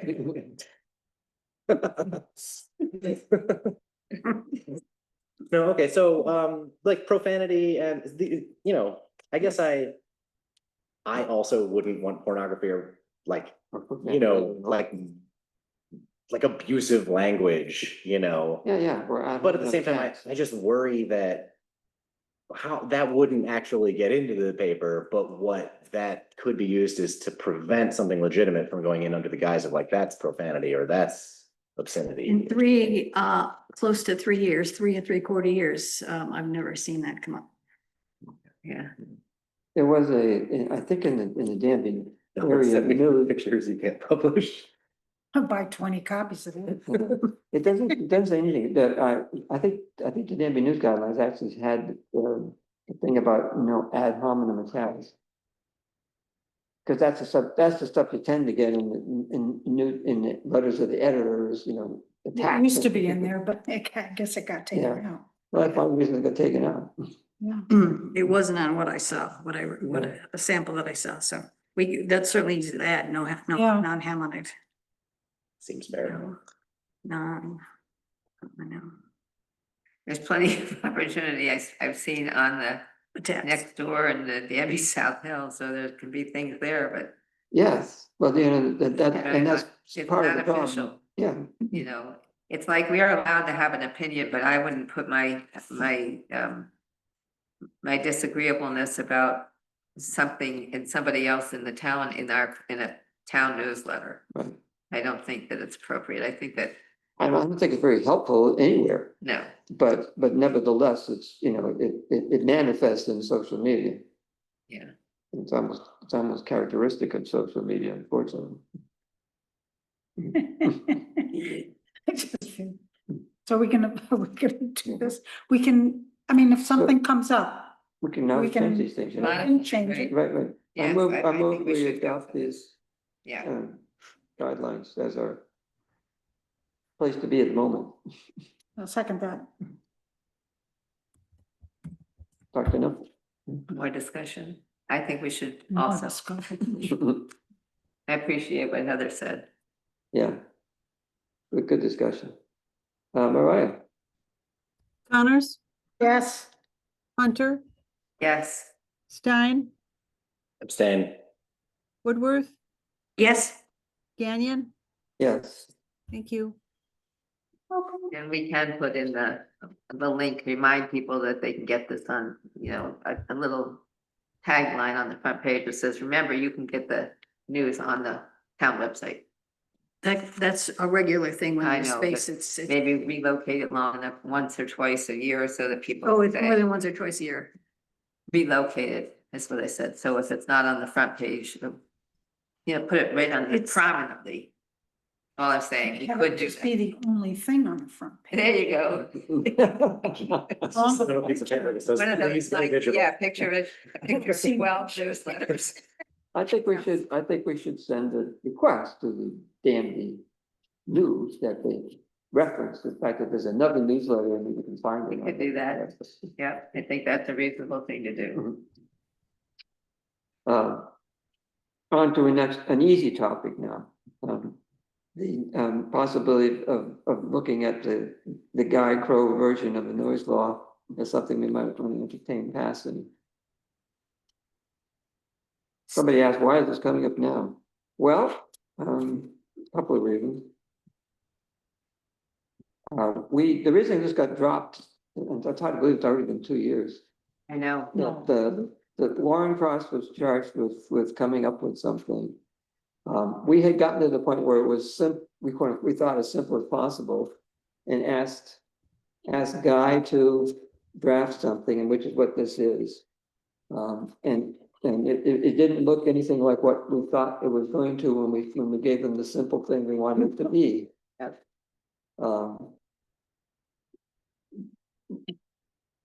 So the group kind of recoiled at the time. And then Warren came back and said, I recommend that instead of doing a standalone law, you look at incorporating noise provisions into the zoning law. Zone by zone. And there was even a committee, which was you. He, that was not the only thing he said. The other thing he said is he had some ideas about some very specific things that could be done. And I remember volunteering to help him with whatever he wanted to do. And then I did talk to him some months later. And he had said he had initially been very concerned about the details that came from Guy Crow initially when he first saw it.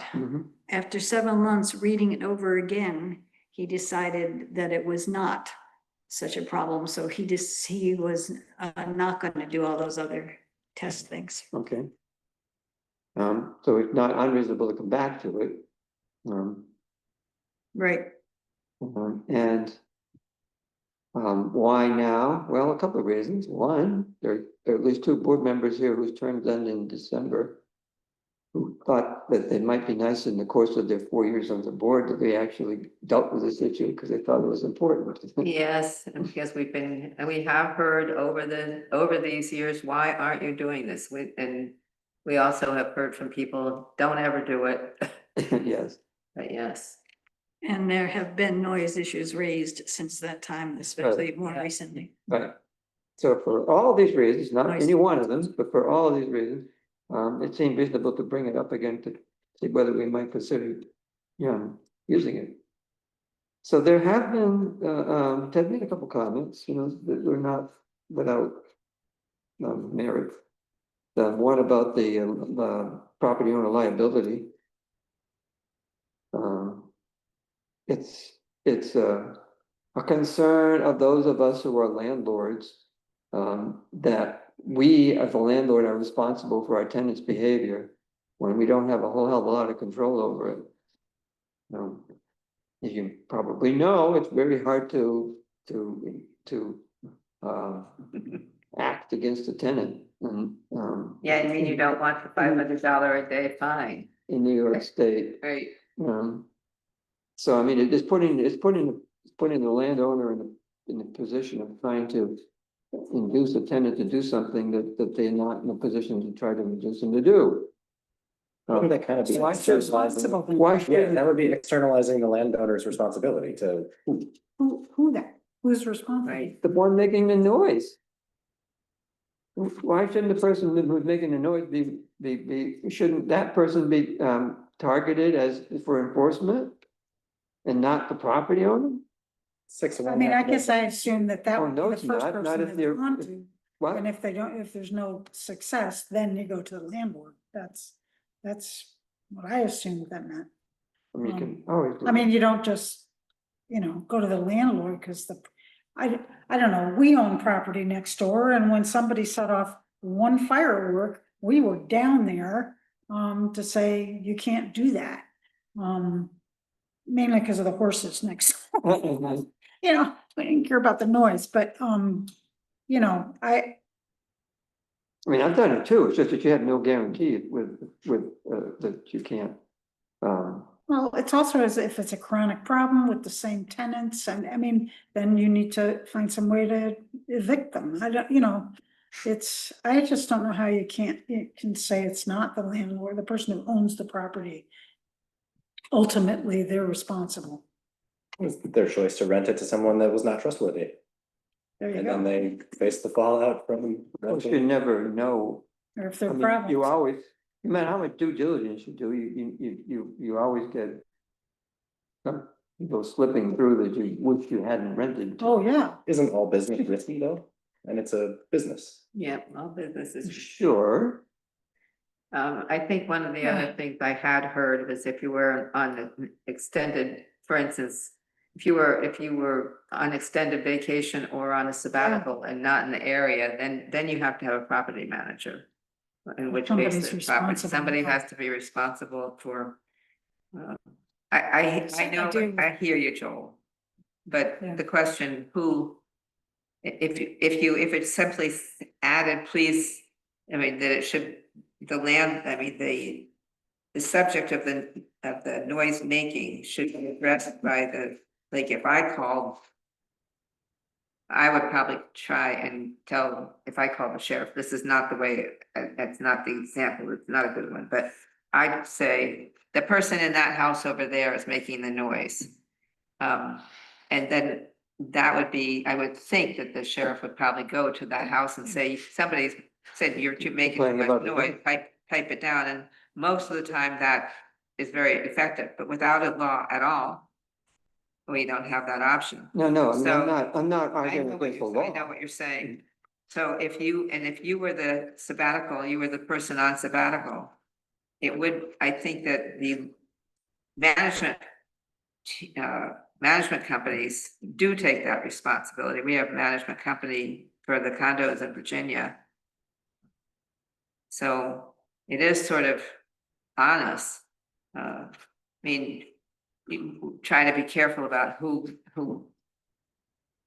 If somebody came to interview to rent a place and they had a truck that said, we build fireworks and practice them in the backyard, then we probably wouldn't let that company fire or whatever it is in Brookendale.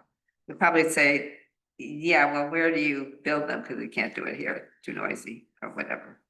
I mean, I've got a provision in my lease, and most landlords do, that says, it's illegal activity is grounds for eviction. But eviction in New York State is slow and expensive. I know, it is. And, there have been times when you couldn't do it at all, like during Right. COVID, where they said, time Definitely a out, problem. you're stuck with this person, whoever it is, no matter how bad they are, they don't have to even pay the rent.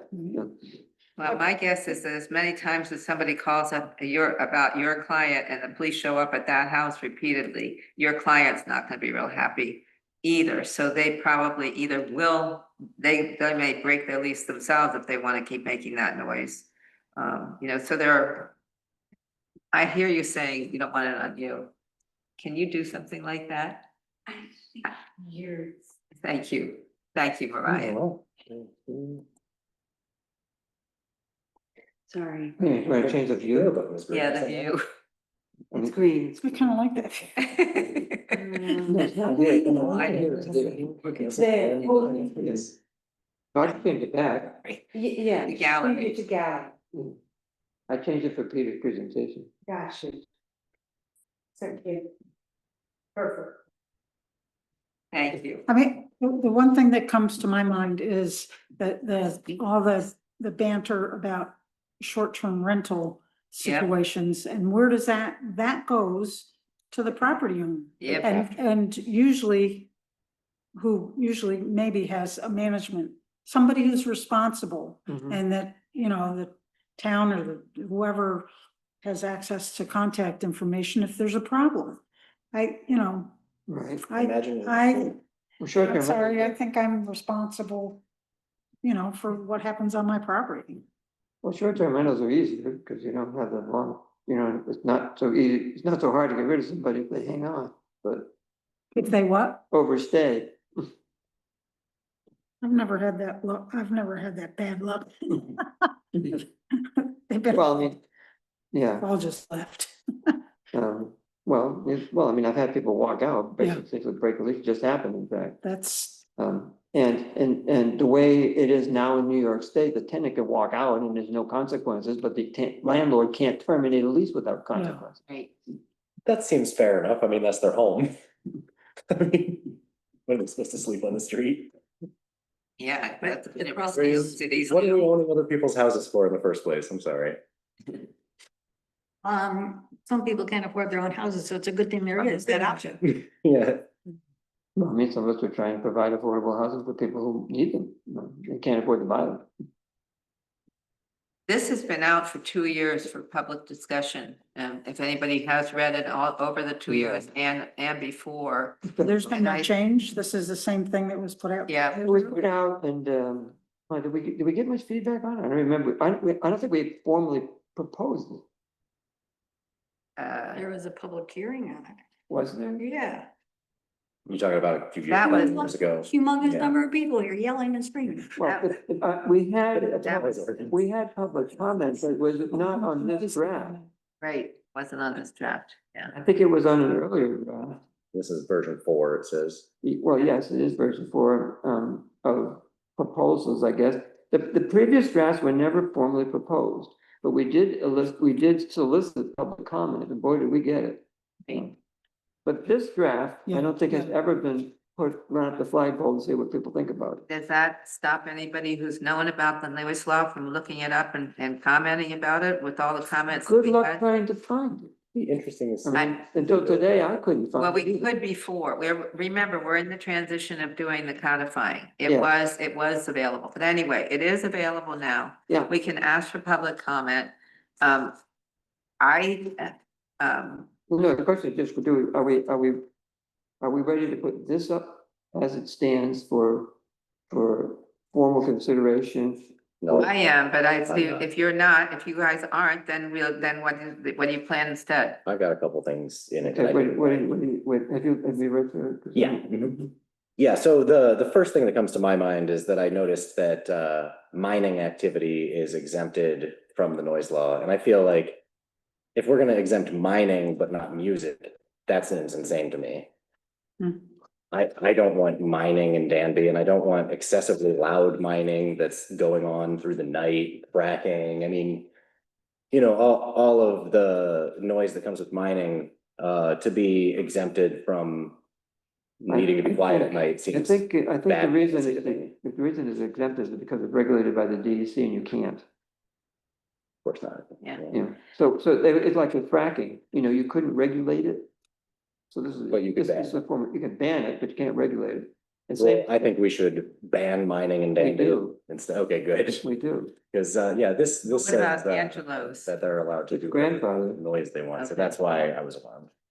Yeah, but I think that's why Guy wrote this, I think that's why And he he's- did. Farms usually have a gravel pit that they get gravel from, usually. What? Most farms have Yeah, well, got there's access to, the option of for your own use. right. that's in our zone. Right.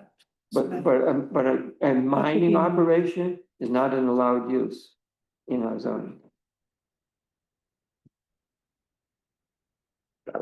I like the sound of that.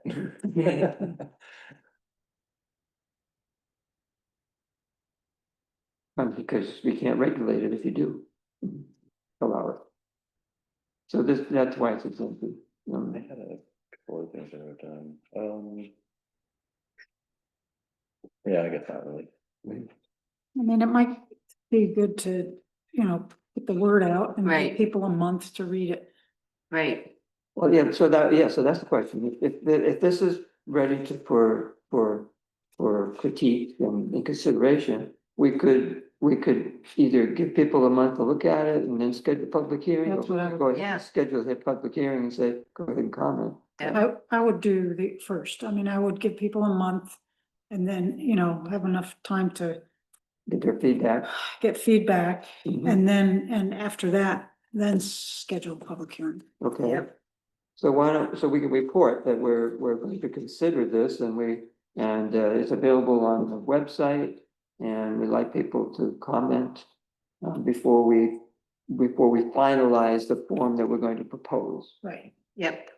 So then basically Because we might even. we would make the document available, we would ask people to comment, we would discuss their comments and then Revise if we want to, and then. potentially revise, and then what would be the next step? Would we be Then we- voting on it right then? Then you schedule a Then you have to have a public public hearing. hearing. Okay, so there'd be like a A month to. it's online digitally phase, and then there would be Yes. like the come on out and make your opinion known at the official forum. No, I think I'd like to have them, They wanted to know before. yeah, and I'd like to see it come in letters, emails or Yeah, letters. emails, letters. Yeah. Tell us what you want, what you don't like about it, what you'd like, what you would do differently. So sorry. What kind of noise was that? I'm not doing. What was the decibel on that? Yeah, what- Gotta be 90. Keep everybody on their toes. Wait, who's responsible for Tyler's behavior? I think I meant to say what you were saying, but I skipped a section. So just to make sure that I understand it, we would put the document online digitally. We would try to Solicit get as comment. much comment as possible, which would probably come through email. Yeah, Mostly. yeah, Yeah. And then how much time would we be giving for comment? a month. More, okay, so then that would mean there would be enough time for people to like show up to give comment, but it's not the public hearing. It would Right. just be Right. emailing or possibly sitting right there to be like, I had a comment. You're shaking your head. no. No, I mean, Like most of it would come in an email, but like one or two people might come in to want to talk to us. Maybe they feel more comfortable than typing. And then after we got the comment, we would discuss the comments and then we would potentially change it or not. And then we would schedule a public hearing. Yeah, I'm not sure I get And the. then the room would fill up and people would yell at us. And then 2 weeks later, we would vote on it. Well, Or- not quite, no, Okay. I'm getting not- closer though. right? Close. yeah, it's getting closer. I'm not sure I'd give people a whole month. you're not sure what? I would give people a whole month. Why that? Because it means we ended up taking 2 months to pass it. If we put it in the news now that, we like your comments, we would have to, unless we're gonna wait a whole month, which is to say in the beginning of October, before we decide what we're gonna put for public hearing, and the public hearing notice wouldn't go in the newsletter until like November. So that's if we give them till, the third week of September, whatever our second meeting in September is, to comment, they can decide at the second meeting in September what changes to make, to then propose for a public hearing on it in the beginning of October. Otherwise, we're gonna lose 2 months, not one. Well, we've gone for 2 years. Yeah. 2 months is, I mean, I don't have a problem with that. And I think it's No. important to not rush, I feel a little bit rushed by going in 1 month. yeah, Yeah, I mean, it feels like an important Yeah, I law. agree. It seems yeah. like we kind of should get this right. And we already know that there was a lot of bitching last time, true. so we Well, don't it's- want to push It it may now. look good, but I'd like to, think of all sorts of different scenarios. I Right, mean, right. it's- Yeah, When it It's, came uh, back to us, that we were kind of like, oh my God, because that's what we say Yes. when a guy sends something, Yeah. it's, oh my God. And then, Warren also had that, his initial reaction was a little like, oh, brother. Yeah. And then after all, of some of that died down, it came back, that's pretty good. Now, the thing is, there's certain things, the decibel thing, nobody's ever gonna be happy about it. And it's just part of a law. It's, doesn't mean that, You mean like no one will be satisfied with the exact numbers that we pick, right, and there's no, and Well, there's it's two an things. inaccurate, times and decibels? Well, there's the fact that you're using a decibels at all, because there's the accuracy of the measurement issue. right, And then there's the number you plug in as being, the do not to exceed number. The officials say that there is an issue. Well, if there's with an accuracy. issue with the accuracy of the meter, wouldn't there be a larger issue with not trying to measure at all? Nope. Wouldn't that be less accurate than measuring with a? It's where you have to be reasonable. yes, Yeah, with That's reason. why we got a That's what dual the state standard. Law A has. dual standard?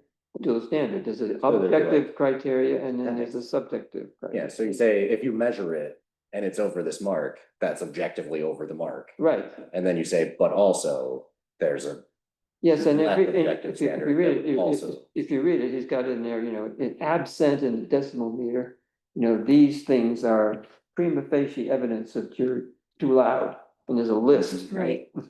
Because, yeah, I remember seeing that. because you can't, well, because the sheriff's department doesn't have a decimal meter. So it has in there that, other people can measure it. There's all kinds of ways you can do it on your smartphone anymore. And it says, unless it's challenged, that would work. In other words, if it's good enough, if it's good enough for the judge, it's good enough for us. Absent, a court's willingness to entertain decibel measurement by somebody on an uncalibrated device, then there's this other way of dealing with excessive noise. It's the reasonable person standard. It does seem like, just. How else are they gonna do it? There's only two ways, we divided into two schools of thought on it very strongly. There were people who felt very strongly that the standard needed to be objective. Because otherwise it could be quote unquote weaponized. Yeah. If it's subjective, it's like one person's objection is due to, they don't like the person, but The lie will be unequally enforced. yeah, exactly. It's got potential for being abused. So that's the problem with that, is that the objective standard is unimplementable. Yeah, the sheriff department doesn't have it. If they had it, it has to be calibrated. It has to be demonstration that the calibration is up to date. Yeah. It could be Before a court will challenged. admit it. Yeah. And absent that, what do? You're left with a subjective standard. Yeah. Yeah. So So Guy tried to thread the needle. Yes, it's true. are we over time? We're at the point Alright. where we need to decide to extend the meeting by. how So we much gotta would make you like? sure it's like on the front page of the website and, Yeah. ask people with instructions on how people can give Mhm. feedback. So as written, this would ban all outdoor music. No, No. I mean, section, Wait a minute, we need to No, but decide We what we we're can get doing. into it later, but. Okay. Yeah, it's 8:00. We need to decide whether we're stopping right now or we're doing Right. 10 How much- minutes. What time should we give it? I move for a half an hour. oh, No. no, 15 There's minutes. too many things on the a agenda. lot that we of haven't- stuff. Yeah, but we're not, that's why we're giving everybody, including us, time. We also have time to look through it again. Sure, So I do not wanna hash through this whole thing No, tonight. no, no. I don't either. Okay. There are There's more things the on other the business that I agenda. want to get to. Oh, 6 more well, things on the let's agenda. Yes, more then things to go. stop talking about this and how much time you think, a half an hour, you think? I think 15 half an hour. minutes? Yeah. There's some stuff we could move to the next, we spent a lot of time on certain topics that, I know. was It's only nice, o'clock. it was nice, Yeah, but. the night is young. I gotta go back to work.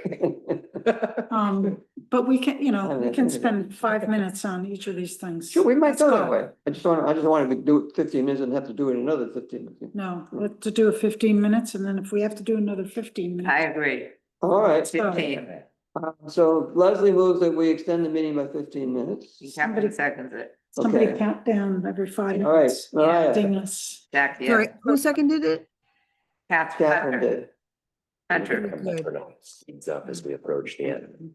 And Okay. that's this time. Connor, Yes.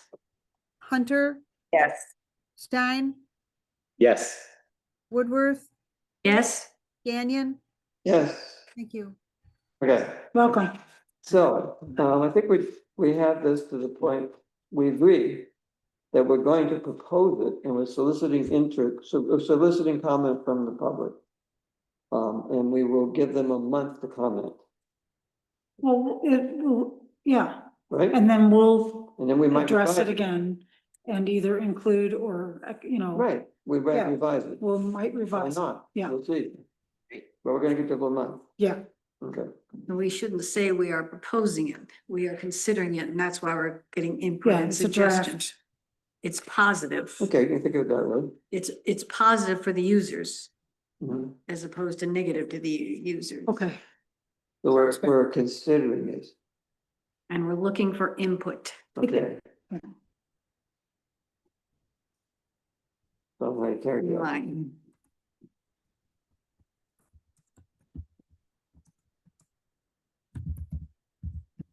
All right. I don't think we need to vote on it. Let's see. We have two additional properties that are ready for our approval to be included in the housing rehab. I move we approve both properties. What makes that different that we don't have to vote on it? What makes what different? Well, because we're not taking any action. We're not doing anything. We're just putting it online, We're soliciting people's comments, we're saying, well, we're Right. considering it. We're not doing it.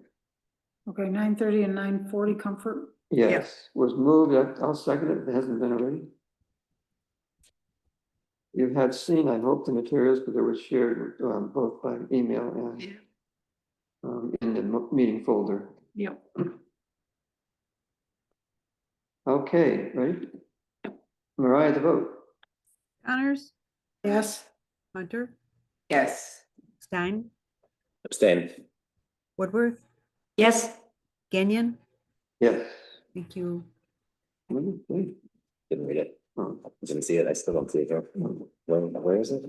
Oh, they're there. It's in the meeting folder. It's two. Thing, No. if there wasn't, it was a repeat of it. I mean, downloaded them. I had them all. They're there. They might have not gone, because there's a question of what gets shared from the meeting folder, Yeah. but they certainly. Don't see it. They were on the, So let's, they're in the All email. right, Okay. moving on. enforcement. Enforcement actions. There's two items, at least two items here. Blake was going to say something about derelict buildings, how to report, you mentioned Mariah. But Blake is not here, Blake is not here, right? nor is Who? Steve. Oh, Steve. She says. I can know, so- punt, but given the Yes. time, let's just Oh, move on. yeah. So the 1840 is in my court at the moment. Where we left it was that I was most recently contacted by her name right now, Bintu? Siddiqui, her last name. That coffee? Bentu Siddiqui. Bentu Who's Siddiqui. agent for Raphael Afonso. We have to agree on a appraisal firm. And she made some suggestions. I was trying to get a list of potential ones, seeing some overlap, we can say, okay, we can agree on that one. Okay, If we can agree on an appraisal, I want to craft a document that says, we agree to buy and you agree to sell for the appraised value as determined by this appraiser that we mutually agree to hire. And we'll get it appraised with and without the house. demolition, yeah. Yeah, and then they can Okay. decide which way they want to go. So that's where that stands. All right, The other report was on South of Cider. Leslie and I met with Steve Sealand on Friday after having had a discussion amongst ourselves about what are our concerns and what are our options for dealing with them. And it came down to the only legal issue we have is with the agricultural use, which is allowed by both our zoning and by the conservation easement on the property, we believe, based on Guy's analysis and others as well, that the operation exceeds what Ag and Market would consider agricultural activity and use. Leslie and I expressed that to Steve on Friday, and he disagreed. He stated that I think I am within Ag and Market's guidelines. So given that there's a disagreement, he said, well, Ag and Markets would determine if we ask them to, if you ask them to, because it has to be Steve that asks them, and he agreed to do that. So that's where that's going. That seems like a good step. I was thinking that we should get, I mean, I assumed that had to be what he was thinking was his rationale for why he was allowed to do. Oh, no, he amount of wanted noise. money. No, he had no rationale. For what? Yes, he had, what do you mean it didn't Well, work? never mind. No, I'll just keep my mouth shut. I just figure it sounds good to have Ag and Markets weigh in because Yeah, they can. absolutely. yeah, Yes, he was, yeah. he was. Yeah, I mean, he said, Yeah. he said it within the envelope, as you will. thinks it And we had the Yeah, either discussion. it is, So somebody there- else says it isn't. Right. Ag and Markets just. What did you say? Isn't. He's just making it up. It is his opinion. Yeah. Well, Okay, he yeah, believes, it's his opinion. Yeah. And his whether he experience. believes or not, So, he said, I think I'm Right. operating within the. Right, so he's gonna find out. It's allowed. It's So mostly gonna be an Ag issue. and Market will weigh in and say, They'll review it. yeah, yes, you are, no, you're not. Right. You have Right. questions, Zach? You do. How do you hold him accountable that he's actually going to go to Ag and Markets? Yeah, in a right. timely manner? How do I what? How do you, I don't know the exact. What you said is fine. Yeah, thank you. Maybe I just didn't hear it. What- Hold him accountable How for do you hold doing what he said he'd to do. go to Ag and in a timely manner? Well, that's a good question, and I was thinking about that myself. I think I'll draft a written summary of our meeting and have him agree that that's what we agreed to do in a timely way. You know, that he was gonna do that. The other thing he offered, which was to say, now, within the envelope of what you can do, which he claims he's operating within, there's room for discussion about whether the operation is neighbor friendly, and that is where he suggested, as he did at our last town board meeting. Yeah. Where he suggested that he would be willing to have a meeting with the neighbors to talk about what he is doing and what he could do in addition to accommodate the concerns or address the concerns of his neighbors. Yeah. That seemed like a reasonable suggestion. And so we encouraged him to do that. And that is where, that's sort of part two of it, is, Yeah. you maybe you'll and write a maybe letter. not are within the envelope of what you can do. And to the extent that you are within the envelope, there are things you can do to minimize the impact on your neighbors, the adverse impact on your neighbors. So that's the point of discussion that needs to. So you'll write a letter asking for those, say, Yeah. these are the two things that came out of that meeting. Right. Yeah, timely Yeah. manner is too vague. Be nice to have a Oh. date. Yeah. Like, write the letter to Ag and Market this week, let it Right, yeah. report back in 5 days whether you heard from them, something that, because something so we Let us really. know as soon as you hear. But yeah, because it could be like all of us, I'm too busy today, I didn't do it, I'm too busy today, I didn't do it. Yeah, yeah. He writes a letter, we need a copy. Hi, guys. I've had my hand up. I just want to This is clarify, I want to correct that any party, we've already confirmed this with Ag and Markets and Greg, who is out on paternity leave. Any party can request this review. It doesn't have to be Steve. The town could do it, a neighbor could do it. Steve has to agree to be investigated. Really?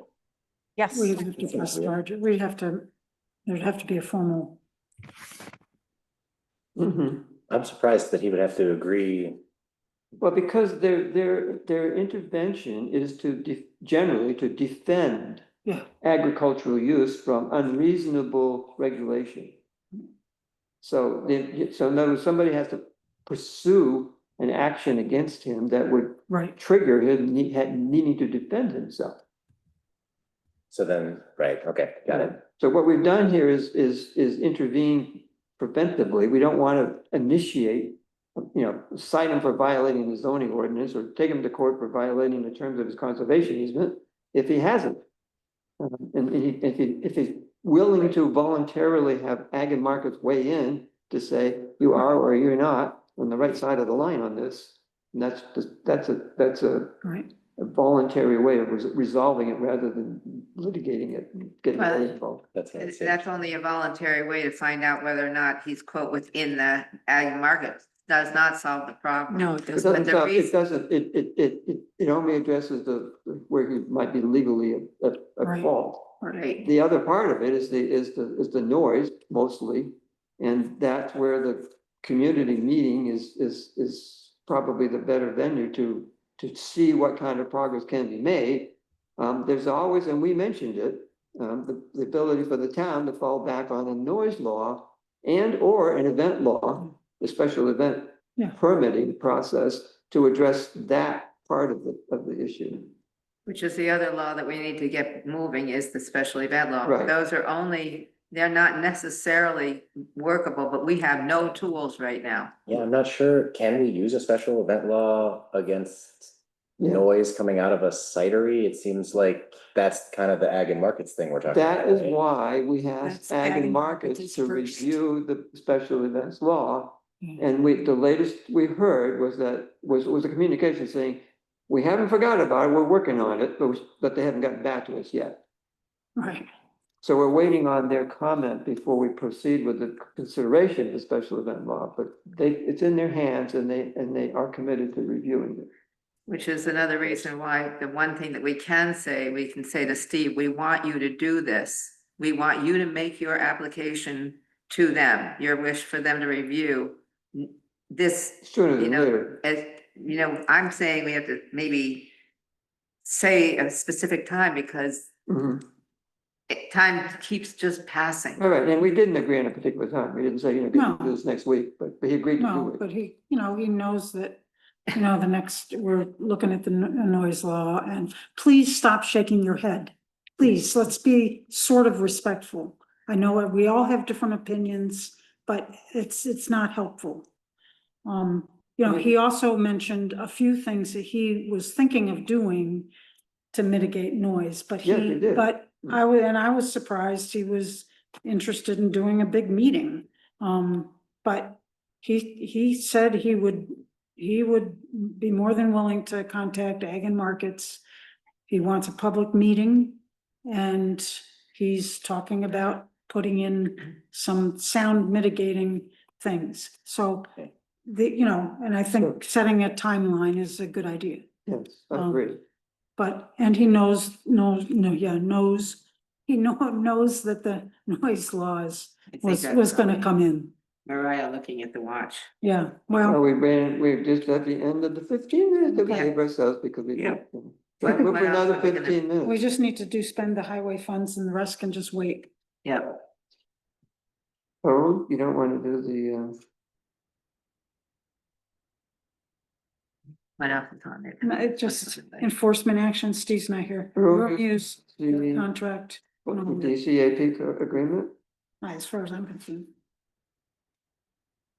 Told me 8 months overdue, What? the DCAP agreement. Well, And what's his name said he wanted it first because he's not going to be here to answer questions. So as long as that's the case, then we postpone it till next week when he's here. I'd like to do the highway funds and then stop. Especially since it's after. Yeah, the highway. We need to approve the highway fund. Yeah. We do. We have to give ourselves more time to do it. We're not, yeah. How long will it take? 5 minutes? Okay, you move 5 minutes. I'll second that. Mariah? Connors, Yes. Hunter, Yes. Stein, No, I'm being held against my will. Woodworth, Yes, Kenyon, Yes, thank you. Welcome. okay. I move we approve the proposal for the highway funds. Second. Let's vote. Yes. Yep, we can go right to the vote. Yep. Oh, you guys are going too fast. No. Connors, Yes. Hunter, Yes. Stein, Yes. Woodworth, Yes, Gagnon. Yes. Thank So you you. want to defer other action on the remaining items? yep. Okay. I have before me here a copy that we can all sign of the highway agreement Okay. because we need our signatures on it.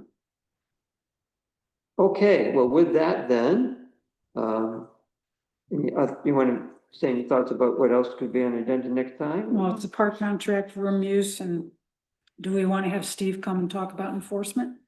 Or not? Well, he's not available. That's the problem. When we have 6 o'clock? His He meeting come starts at 6 7, o'clock. right? That's why we can do it first thing. I can ask him. Yeah. Yeah. I Yes. thought we were What I do that did next do- meeting. And I've got a minute to tell you, I did convey to him that we wanted to move on those 3 properties that we Yeah, identified last great. night. And the next step is for him to do is report, investigation and report to the board Okay. with recommendation. So that then we have that as a basis for action. What are the addresses? Does that include the one at Bald Hill? I mean, at Michigan And Hollow? with the 3 we did, which were 2 on Danby Road, one of them was the Michigan Hollow one, the other one was. Yeah, there was Michigan Hollow and the 2 on Danby Road. Okay, yeah. Right, there was one on another street. No, there was 3. There were 3 others that. There was 3 and there's 2 on Danby. Oh, it's, There was 223 South Danby Road. 1896 Danby Road no, I don't know what that and was. 1644 Danby Road. I didn't bring my, That's the house south of Miller. Wait. there it is. Those are the 3. Find it. So, yeah, 223 South Danby Road. It's real close to Traber Road. You can't even see the house. Cause it's, Yes, the one yeah. you said should have torn down. yeah, 50 years ago. And then 1896 Danby Road and 1644 Danby Road.